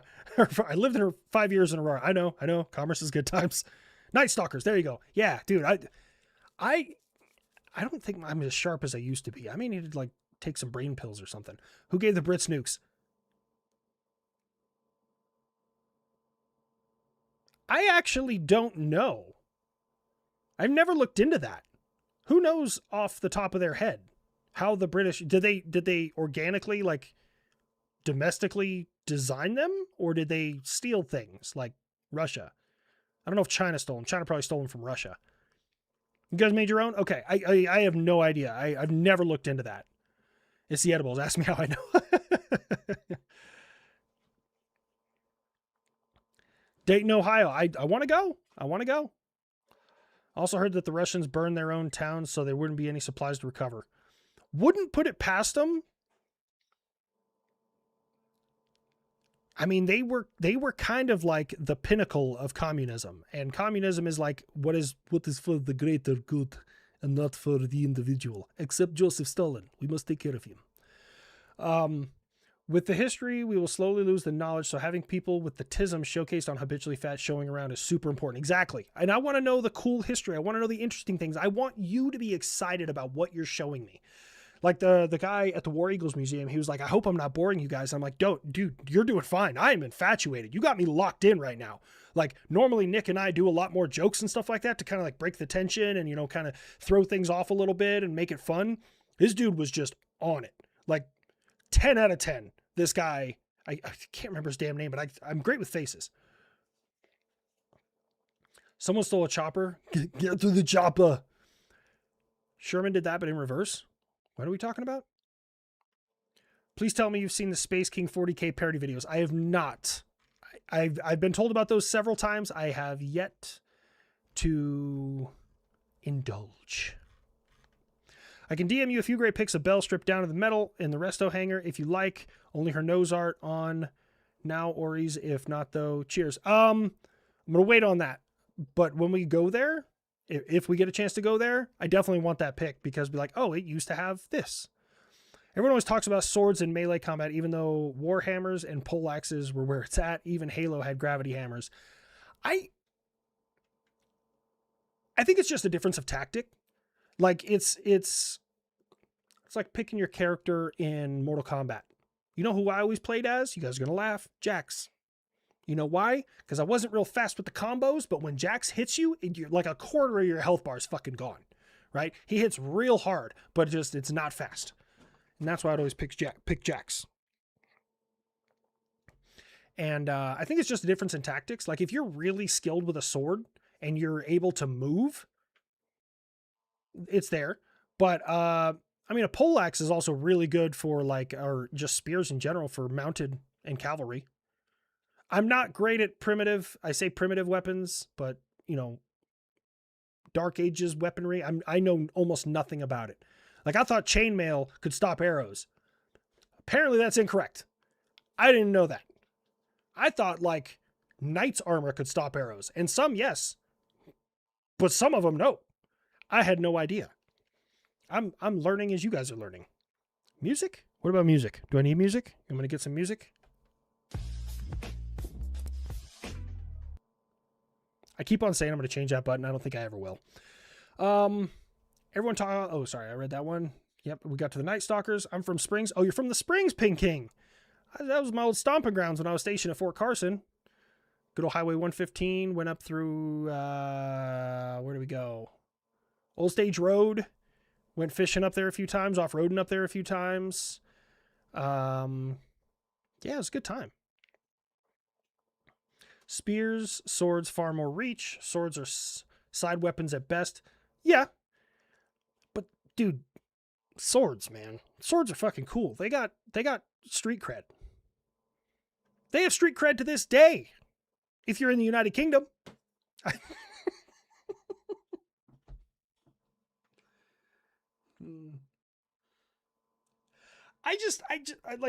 I love making fun of beans on toast. Don't get me wrong, but I also like, there's a little bit of truth there is that I feel for the people of the United Kingdom. Again, an American on the outside looking in, right? I feel for you guys. I feel like you're in a kind of a struggle with your government. Your government's trying to do the right thing. They're just hopelessly not fucking doing it.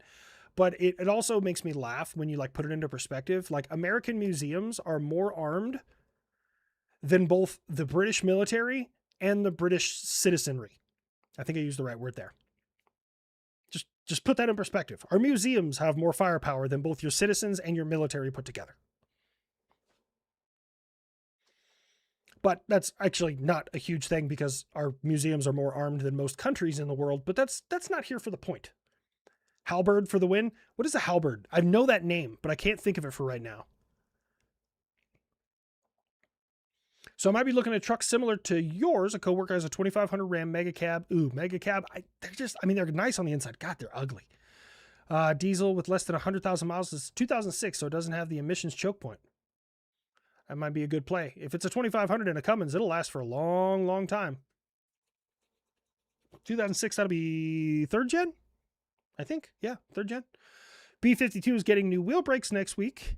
My brother is traveling to oversee the first installation and operational airframe next week. Hell yeah. We don't need wheel brakes. There ain't no brakes where we're fucking going. It's going to be just balls to the wall. Yo, dude, guys, I found this song. You're going to laugh. And for some of you who are video gamers and sweats, this is going to be right up your alley. But I correlate it with something else. So there is a song on Spotify that I found called King of Cheese. It's by like Samus86 or something like that. Right? King of Cheese. And the cover has like a mouse or something sitting on a throne of cheese. Whatever. Not a big thing. Right? The whole song is about being the sweatiest, filthiest fucking exploiter / meta user / just piece of shit in a video game. But all you care about is winning. And I was listening to the song and I was like, this is kind of a cool song. And then I started thinking about it. I'm like, this is probably what everyone thinks going against the United States in war is. Like, if you're fighting against the United States, they're going to use every cheat, every exploit, every rule to just ruin everything that you have ever had. Because militarily, we can't be beat. It's politically, everyone's fucking kicking our ass. I think that is it 66 Samus? Maybe? King of Cheese? Let me see. I can't play it on stream because we'll get in trouble, but it is by, come on.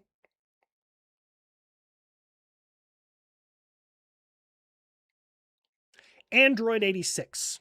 There you go. Not great. You beat us like 200 years ago, Wolfram.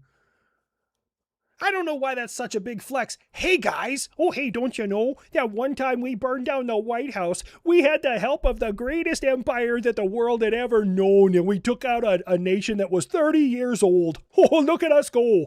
Anyways, hand me some syrup and let me fuck this beaver. Dude, I don't... oh, God damn you, Wolfram. No, it doesn't count. It's stupid. We have National Guards in our states that have a bigger military standing presence than you do. You just fucking Canuckistan. I still love you, Wolfram. Go all the way. Moose it. First ever stream I've been around to watch. Howdy from Wisconsin. Welcome, welcome, welcome. Brits tested nukes in the USA, and when they couldn't test there, they tested in Australia. Paid 20 mil in compensation for the Australians they nuked. They nuked like actual Australians? That checks out. That checks out. I don't know why they paid reparations. I mean, historically speaking, the UK don't do that, but... So how to be a telemarketing scammer? Kind of. It's a good song. You guys should just check it out. NYPD have more officers than all of Canada? I didn't know that. That's hilarious. That's the UP of Michigan, not Canada. Book recommendation, 100 Miles of Bad Road, an armored cavalryman in Vietnam, 67-68, by Medal of Honor recipient upped from Silver Star, Dwight D. Birdwell. 100 Miles of Bad Road. I've never even heard of that, nor have I heard of that Medal of Honor. I will check it out, but I don't know when. I'm still elbows deep in the Horus Heresy. I have books here that were just sent to me. I have books in the other room. Guys, I only read when I travel. I mean, I will be doing some travel here soon, but I only read when I travel. Grandpa Buff does need new wheel brakes. How else is he supposed to get restocked on ordnance? Listen, this may be a hard ask, but I think we can rearm me on the move.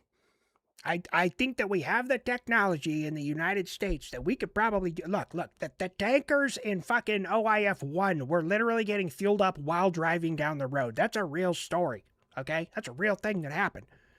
We can do the fuel in the air, load me up with more bombs in the air. I think we have the technology. Let's do it. Blame Erebus? Oh, that's the guy with the tattoos all over his head who is just the most colossal piece of shit who led to the entire Horus Heresy. I don't think it's physically possible to hate that guy enough. Aerial reloading? Greater Alaska with an underrated gun. was an underrated comment. I didn't even see Greater Alaska. I have to learn to read first. You know, that hurts some guy. But I look at the pictures and I have audiobooks. That would be dope. Mid-air rearming. I don't know. Like, is it practical? No. But if anyone could do it, it's probably us. I mean, we're going to go way over budget. We're going to go way over time, like we do with literally everything. Hey, welcome to the defense contractor world where the timelines are made up and the budget doesn't matter. Like that's basically what it's like working in the American defense industry. Hey, we could do that for $4 million. 16 years into the project, you're like, look, we need about $3 billion and we should be able to finish it up in 2 years.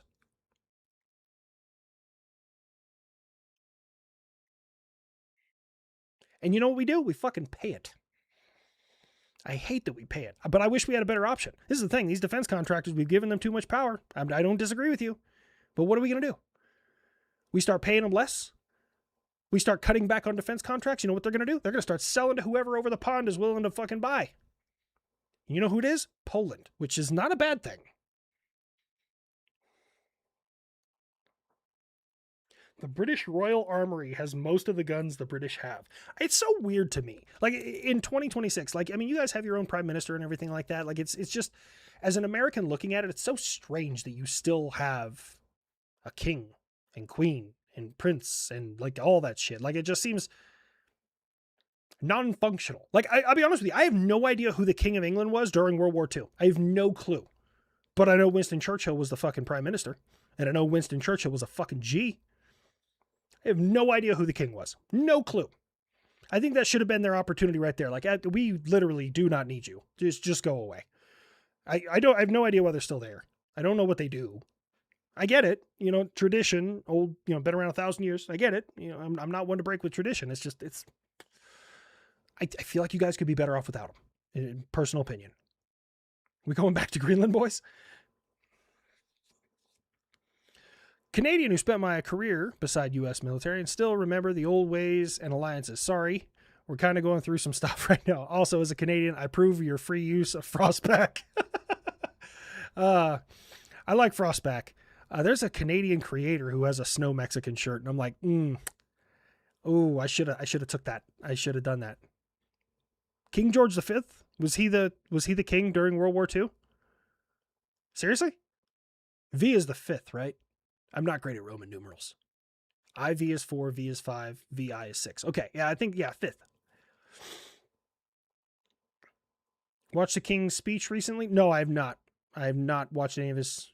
Oh, Captain Wreck, did you retract that? Or did Wolfram attack you? Canadian on Canadian violence. God, you're as bad as a certain insert ethnicity here and certain name the city in the United States. You're just that bad.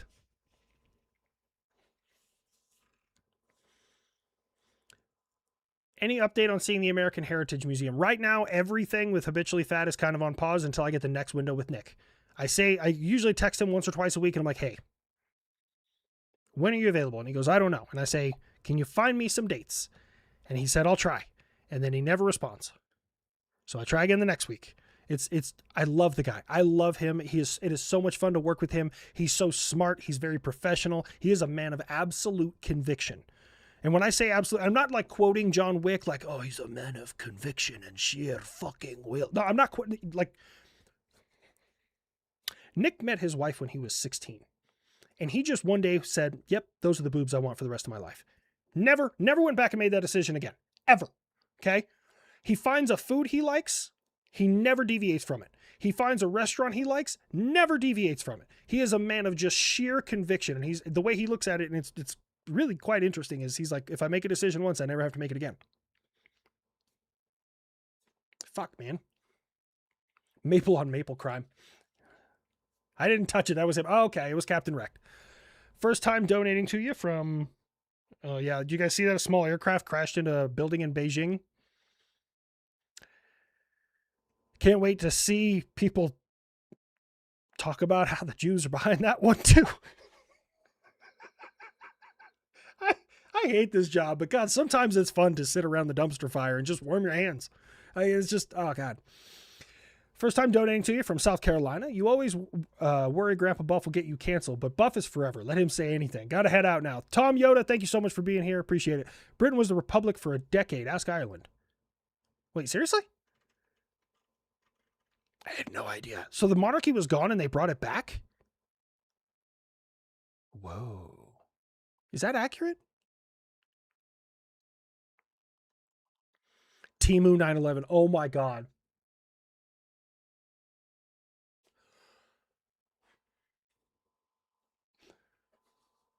Guys, I have to tweet that right now. That is so good. I'm sorry. That is happening right this second. I'm going to Twitter. Let me look up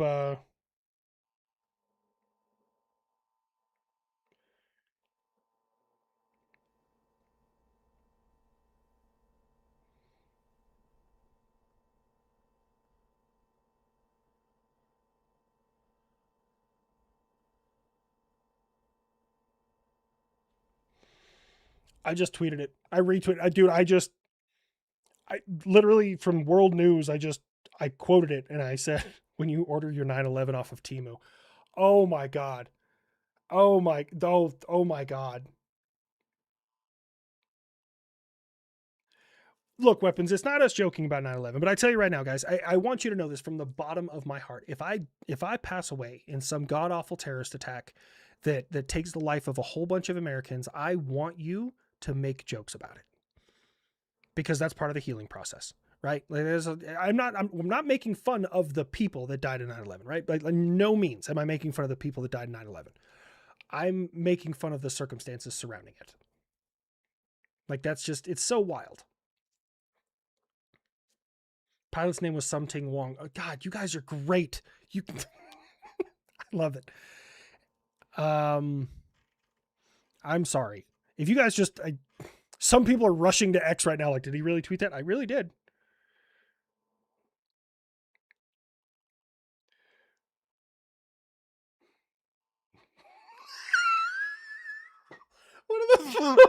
One of the first comments is 4.5/5.5. Oh my God. Oh my God. I can't. China 11. Dude, gappers. Aren't you like supposed to be the guy who's like part of my moral compass? Like you shouldn't say shit like that. Gappers, have I converted you? Also, guys, my wife has started getting road rage. It's the best thing ever, because I have really, it's not that I have road rage, right? And this is something you probably get from the military, and a lot of vets understand this. We have an incredibly low tolerance for human stupidity. Like it is minuscule. It just comes out when I'm driving because I have to interact with the public. I have the most terrible road rage. And now it's rubbing off on her. She got road rage the other day and I was just so proud. I was like, yeah, you're my person. You're absolutely, I was so proud of her. I don't even remember what she said. She's like, this asshole isn't paying attention. It was something like that. And I was just, I'm so fucking proud of you. Just, this is a wholesome moment. This is a core memory in our family right here. That's what this is.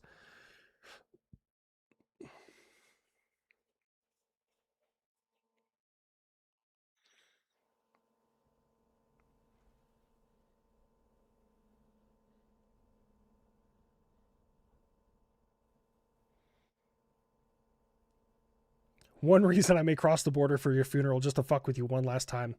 Well, if you cross the border, at least I can finally give you your fucking merchandise. So all of my mods, I reached out to them and I was like, hey, I'm going to send you guys a little care package. And I think it was like some hats and shirts and stuff like that. I got their sizes and I was like, boom, I'm going to blast all this out. The only person who never received his was Wolfram. And it's because Canadians, I don't know, they seized it because it was like too awesome or something. I don't know. Gold Picard. Oi. HLC, are you a proper Imperial servant of God Empire and subscribed to the Great Lawmaster Lutin 09 and Imperial Scholar Oculus Imperia? Both are some of the most venerated law people in his Imperium. I highly recommend his Nurgle video. Nurgle is one of the Chaos Gods, right? I think I remember learning that. No, I have not heard of either of those, but I will go check them out. I know there's a lot of good lore videos out there. It's just a matter of finding time. Guys, I don't have time for anything. I don't have enough time for chicken nuggets. I'm not against kinetic force to enforce stuff. I'm against half-assing everything and then getting upset when it turns out worse than it already was. Go in, ready, going all the way, or stay home. Michael Thompson. Preacher, choir. I agree with you. Everything that we do should be decisive. Everything that we do in this world should be decisive. Well, and I know you're speaking about like a lot of the conflicts in the Middle East and stuff like that, and we're just really kicking this can down the road. And I made a post about that. And I received some negative feedback. I was on X, and the White House had toted this deal and about peace in the Middle East, and I was hurt by the deal because I still, as screwed up as it is, I like to hope that I fought my wars so the next generation didn't have to. And now that the next generation is facing one, I'm like, let's just get it over and done with. Let's just do it. Pull the Band-Aid off. Get the job done. But that's also, that goes to everything we do in life. There are a lot of people out there that just are fucking dumb and make a lot of dumb life choices. I'm related to a few of them. That's how I know, I agree that some people are, most people are created equal, but there is a staggering population of just complete functional idiots that have no idea. Like, I have a family member, I shit you not, tells me, I don't know if I'll be able to afford to come down there and visit you, because I was trying to set that up because I wanted him to come down and check out the area, kind of check out, things like that. But then check Life 360 and homeboys at a bar every single night. That is a piss poor life decision. That's all it is. You want to drink? It's cheaper to drink at home. But hey, it's not my life, so I don't say nothing. You're just making poor financial and life decisions. That's all it is. Nurgle is the god of rot, decay, undeath, and entropy. Yeah, he's the big gassy bastard, right? Greetings, HLC, from the psych ward. Oh dear. Mr. Kangaroo. Hope you and me and Mrs. HLC are doing well, and your videos are a small light in the darkness, especially Buff. He's my inner voice. You know how many times I hear that from people, that Buff is their inside voice? And I'm like, on the one hand, I want to be like, you need some therapy. But on the other, Buff wouldn't exist if he wasn't my inside voice too. So I get it. I get it. I've compartmentalized him in a character. Like, instead of that inside voice just being me, I'm like, cool, I'm going to fit you in this airframe, and that's what you're going to be. And I shoved him in there, and I don't know what to compare that to. I was trying to think of an analogy. I couldn't think of one. You mentioned doing USA, Brazil a couple streams back because of drama. US rightfully declared CV and PCC as terrorist organizations. If you're really doing it, I'd like to help. I haven't had time yet, and I'm about to be up to my ears in more shit. The videos for the next week or so are going to be spastic at best. Sporadic, not spastic. What the fuck? Words are hard. I still need to come up with a words are hard shirt. Also, I have an initial design for my Christmas sweater this year. Kind of excited about that one. A lot of thought went into it. Yes, Franklin's involved. You should not make fun of the functional idiots, aka the Canadian Armed Forces. They're good allies. We like having them around. They bring syrup with them. We have like magazine pouches and stuff. And they got like 3 or 4 bottles of good old maple in there. Instead of a rifle, they're carrying poutine. And they're all gay.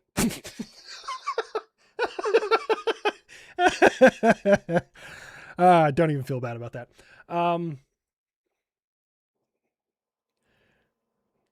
HLC Cuban Floridians versus Cuba. You want me to do that? I mean, I did a Cuba one, but I just used the full force of the military, and I was like, ooh, this is clubbing baby seals, guys.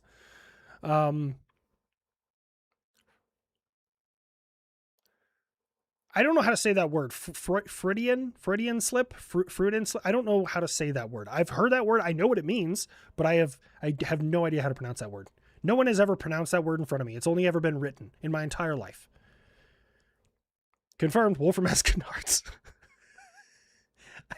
I don't know about the functional thing there. I love you. I always deploy with syrup. Make great. And thanks for the help. Gifts at the end. That's funny. Freudian.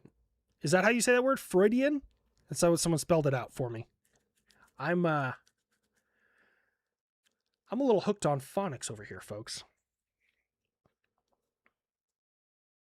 Buff is the frame that I use to tone down what I really want to say. Ice canards. That's fucking hilarious. I was actually kind of hoping that Canada, and they still might, bought the, it wasn't the Eurofighter. It was the Rafale, whatever. Rafale. I don't know how to say that fucking plane's name because it does have canards. The jokes write themselves, folks. But I don't know. You are a lot Army retarded. Yeah. Look, reading is not important in the Army. You know what is important? Warheads on foreheads, bullets and brains. Making the bad guy die while he's plugged into the goat. America. Rafale? What do you... Dude, no. You guys are hooked on phonics me up here. Pictures, coloring. Yeah, I like pictures. I like coloring. Look, the main thing that I like about the Air Force bases that I served on is two things. Green beans coffee and your DFAC is leaps and bounds better than what we have. Matter of fact, we actually got like yelled at in UAE because there was an Air Force DFAC and an Army DFAC. I've probably told this story about a dozen times. And we got yelled at. They're like, no one is going to the Army DFAC. Yeah. Because I go to the Air Force DFAC and they're like, you want bacon? Yes. And they'll give you the whole fucking tray. They don't give a shit. They don't care. It's not coming out of their paycheck. I can have as much of everything as I want. I can walk back up and fill up my tray 3 fucking times. You know what I can't do at the Army DFAC? That. So they're like, everyone will go to the Army DFAC and we will check login records. Okay. So most of us would just go over there, grab a tray, throw everything in the trash, set it down, and then go over to the Air Force DFAC. That's what we do. It's just like, okay, you want to force me to go here, and I'll just throw everything away. Hooked on hot dogs Bonix. It was Grim. That was a bit of a stretch. We can try again, buddy. Speaking of FIs, what do you make of New York's recent decision? Wait, FIs. What do we? I am so lost. I'm sorry, Subokaji, if you're not, if English is not your first language. I'm so sorry, man. I'm trying to understand. I'm trying to give you an answer. Stay out of my DFAC. Fuck you, weapons. You know how many gifts we gave to the Air Force? A lot. You know why we gave them gifts? Because they only were, like, the metal shop was only ever to work on aircraft grade aluminum. And we destroyed everything and said, can you fix this? And they were like, wait, we get to weld on actual metal? Yeah. Thank the Tangos, because they crashed regularly. One of them fuckers crashed into my brand new Hemet. Oh, I was so pissed. Oh, but luckily his NCO was already fucking Skull Dragon homeboy. I was in the van. I remember I was sitting there. It was me and I think Hanson, my commo guy. I was in the van and my platoon sergeant, Palastro, he came walking in and he only ever came in the van twice. He came in the van twice for the whole year. This is one of those times. The other time he came in the van is when the Tangos had crashed into something else. Okay? Those are the only 2 times. So he comes in and he's flustered and he's like, where's LT? And I said, the dude leaves me in here for 20 hours a day. There's no windows. What do you want? Like, you want me to call him on the radio and try and raise him? He's probably in the crew shack. I'm like, what happened? He said, the Tangos crashed into the radar Hemet. And I said, oh, fucking Christ. Okay. Hanson, you got control. I'll be back. And I go out there and this fucking smooth brain. I love Tangos. They're very good at what they do, but they're just not good at literally anything else. This Tango, my radar Hemet here, his GMT here, which is, depending on where you read it, guided missile transport or ground missile transport. It's the truck that transports our missiles. And he hooked a left and dragged the side of his GMT across the cab of my brand new A4 Hemet. And so I walk out there and I look at my Hemet and the passenger side windshield is crushed. The passenger side mirror is crushed. Part of the cab is crushed in. And I'm just like, who the fuck did it? And my lieutenant was there and he goes, Yarnell. And it's like, where the fuck is Yarnell? I'm going to kill him. And he's like, oh, Sergeant, starts with a T. He's like, he's dealing with him right now.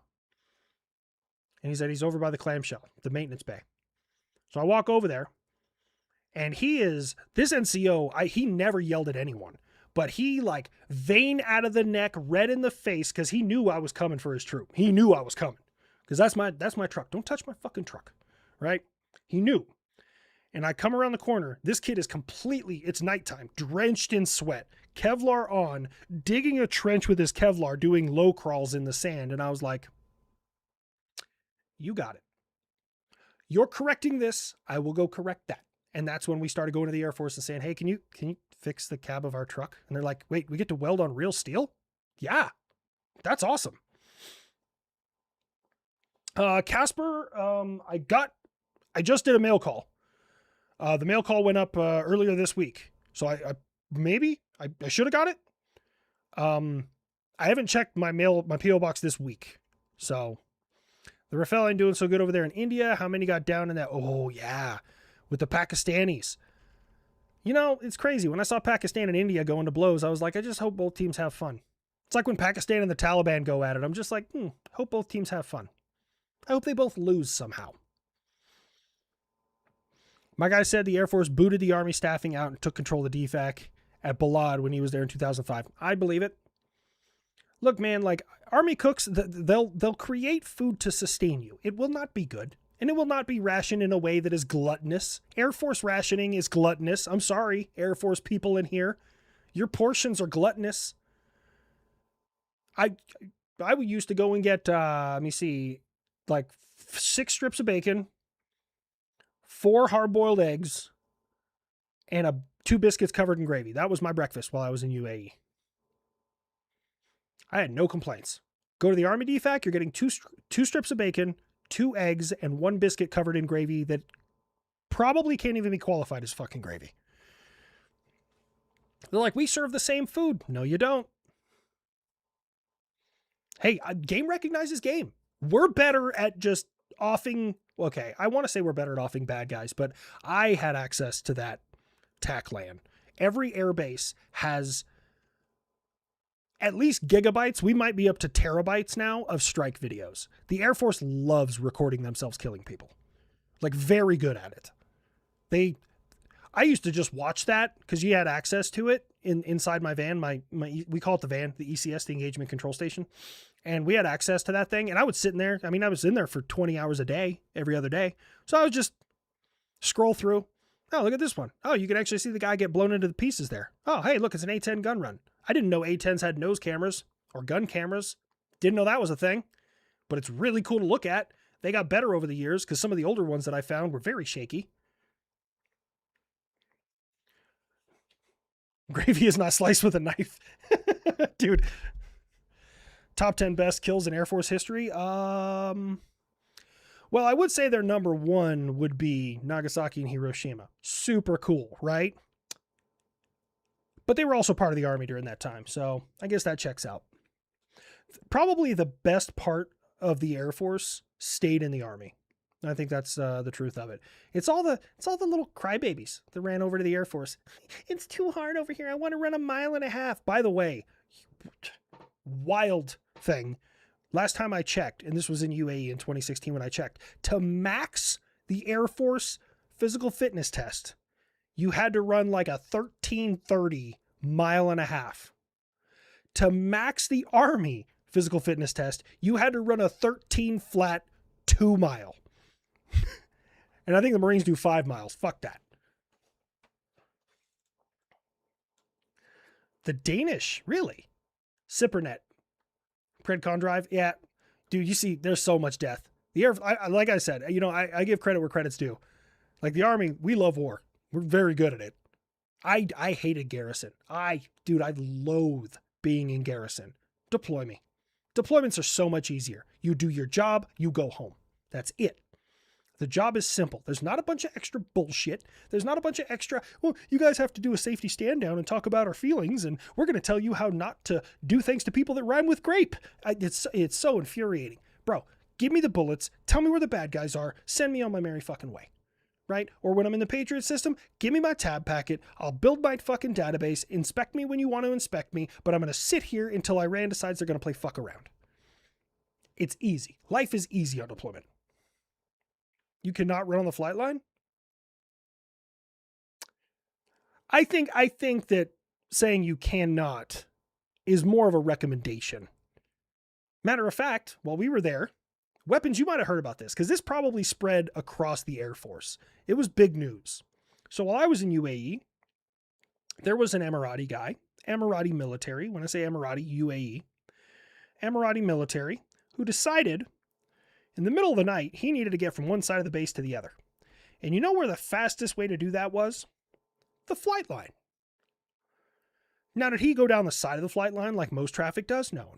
That's too bougie. He wanted to go down the middle of the flight line at 160 kilometers an hour. Don't worry, he died. I'm jumping ahead, doing a Tarantino style, right? And there's this plane on the runway doing its pre-flight. It hasn't even fired up yet because the pre-flight for this specific aircraft takes hours, okay? Before you even power the motherfucker on. You may have heard of this thing called a U-2 Dragon Lady, okay? So, Emirati, unintelligent man, driving down the middle of the flight line towards a plane that is black, by the way. Yeah. I've never seen a U-2 in any other color. I think they're only black. Crashes into the wing and right where the wing meets the fuselage at 160 kilometers an hour, kills him, literally rips him in half. So middle of the night, this happens. 160 is 53. I don't think that's right. Is that? I don't know if that's right. Could be wrong. But anyways, I was told he was fucking hauling ass. And, he hit it so hard, it ripped off the wing and cracked the fuselage in the cabin. So the plane is scrapped. We don't make those anymore. We don't, you can't just go get, hey, I need new replacement parts for my U-2. They don't make them. There's a finite number of them in service. I think it's like a dozen right now. And so middle of the night, crashes into it. All of our signal gets shut off on the whole base because hitting a spy plane is a pretty big fucking deal, right? They go and yoink his family in the middle of the fucking night, start interrogating him to try and find out if he has ties to anybody. Yeah, no, that was... Okay, it's about around 100 miles an hour. Yeah, so homeboy destroys I don't even know what a U-2 is worth nowadays. $50 million? I have no idea. Crashes into this plane in the middle of the night. Luckily, he died because I promise you he'd be somewhere in Guantanamo right now thinking that he was a terrorist. But yeah, that happened while we were there. Destroyed one of the finite spy planes that America has. Yeah, they straight up yoinked his ass. It was great. Your mom was a spy? Are you fucking around? You fucking with me? Yeah, they're irreplaceable pieces of equipment. And you would always know when one takes off because they are the loudest fucking aircraft on the face of this planet. You can fight me. I've never heard a B-1 take off. I've never heard a B-2 take off. But everywhere there's a U-2, it's like you hear a jet take off and they're loud. You're like, okay, we got to pause for a second. Let them take off. All right, and then we go back to talking like adults. And then when the U-2 takes off, it starts out as a low rumble in the distance. And you're like, that's not a regular jet. Okay. No one's going to be talking for at least the next 30 seconds to a minute. And then that bitch just fucking... And it's just so unbelievably loud. Inside the ECS, we have sound dampening and all sorts of shit, and there's fans going. It's super loud. You can hear a U-2 taking off from inside the Patriot ECS because it shakes the whole fucking thing. They are so unbelievably loud. And they're loud for a long time. Math is not mathing. Okay, I'm not trying to call anybody out here. I was told dude was scooting. He had his Chevy Volt with Pennzoil and aftermarket filter and 1/3 of jet fuel. Scooting. I'm sorry. You guys, you had to have seen that video. It went super fucking viral, man. Oh man. Oh. It's a massively overpowered glider. I hear that. F-35 is the loudest aircraft. I don't know, man. I heard 35s. I think they had 35s in UAE. I know they had 22s, and the Prince had his own F-16. I saw F-15s there. The U-2 was there. And Predators and Reapers and whatever. I think they had 35s there. A Tu-95 is loud. I mean, that's a strategic bomber, though. That's a big girl. Kind of goofy. The spy plane's up at 90K, I think is what they're way the fuck up there, man. One of my relatives served in the French Army in Afghanistan and many other theaters. Do you ever work alongside French forces? Thoughts about French armed forces? I never personally worked with French. My only experience with anything French, they had a French post exchange on Kandahar Airfield. And they sold the Oakley SV2s, which were not AR-670-1 compliant, but when you're living in an Afghan dude's house, no one gives a fuck. So I cut the silver O off of the side of them. They were like high tops. They were like hiking boots, and they were completely waterproof. Oh, top tier. I bought them motherfuckers. I wore them until they fell apart. Does Jack have a P.O. box? He needs Aussie biscuits. I don't know. I mean, I could reach out to him. Say raffle except with a vaguely French accent. Raffle. Holy shit. Raffle. Bro, you just blew my mind. My mind is blown. Kind of like when another part of me is blown, but been a little while. We're at our 2 hours. I'm going to just finish up these super chats. I kind of got off on stories and shit like that. Hello. B-36 Peacemaker took off over my dad's barracks. Damn. F-35 is my loudest. Might be how close I was to it. True. It was also until I started working with the Air Force around the flight line, because like they wanted to come and see our shit. So I would just be like, hey, I'm on shift tonight. If you guys want to come out to the PAT side, just tell them, hey, Sergeant Long asked for you to be here, and I'll walk you around the PAT side. I'll give you a DV tour. It's like no big deal. And they would do the same shit for us. And that's when I learned double EP. That's a thing in the Air Force. I've never had to wear double EP in my life. When I say double EP, what I mean is double ear protection, like ear plugs and then ear muffs, or to be around jets. Didn't know that was a thing. I had no clue. Jets are very, very loud. I sent it back. 0320 from Denver has some cool medals and some 3D printed things for you as well at my liquor store. Stickers for you and the guys. I have the liquor store stickers right here somewhere. Are you with Apache? Yes. Yes, I have that. I opened that. That was on one of my, I have so much shit all over my desk here. There's people I need to reach out to. There's people I need to email. I'm so far fucking behind. Loud HLC, the C5A with the old engines with like a word. I don't know, man. I don't think I was ever next to a C5 that took off, but I've been inside of them, and it didn't seem that loud like any louder than a C-17. Although C-17 pilots think they're fucking fighter pilots, and we need to have a conversation about that. Okay, Air Force, what are you doing? But I've ridden in C-130s. They fly like you expect a C-130 to do. Like they're not speed demons. They're not super, like they're not doing zippity doodads and skidding on the runway and bouncing on the runway. C-17s, I've done that shit in. What are we doing? C-17 pilots are, no. You know that's not an F-22. You know that's not an F-15. That is a cargo aircraft. I bet the Tu-22 crews were louder than the engines. What's louder, U-2 takeoff or Weapons Mom? Ooh. Weapons Mom. I'm just kidding. Love you, Weapons. C-17 can get sideways, bro. Dude, C-17s are fucking wild. There's no reason, like, when we took off from Afghanistan, I rode in a C-17 to UAE. Yeah. No, but one of the scariest things is a combat takeoff and a combat landing in a C-17.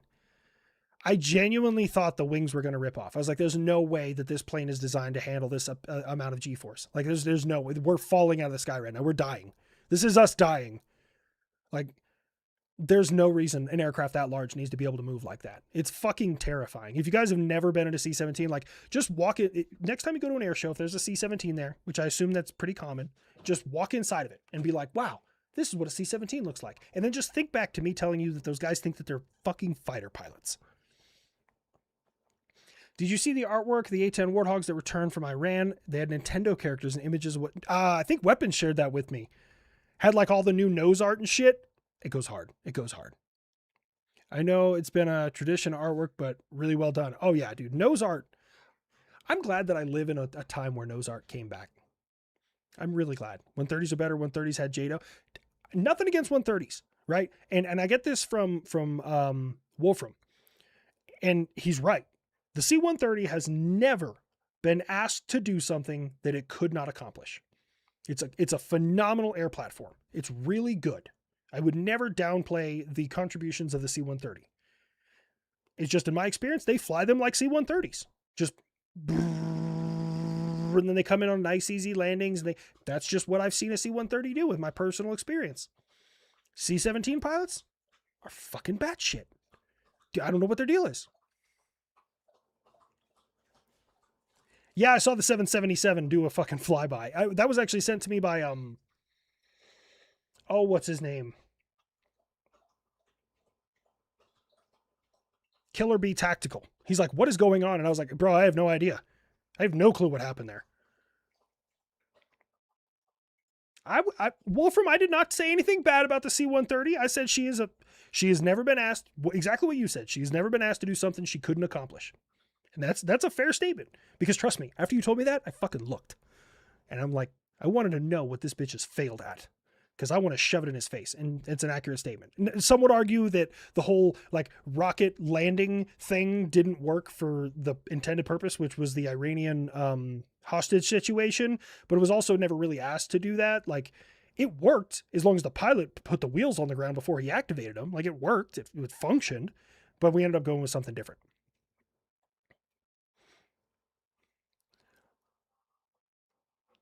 C-130 landing on a carrier, not flown like a 130. That's fair.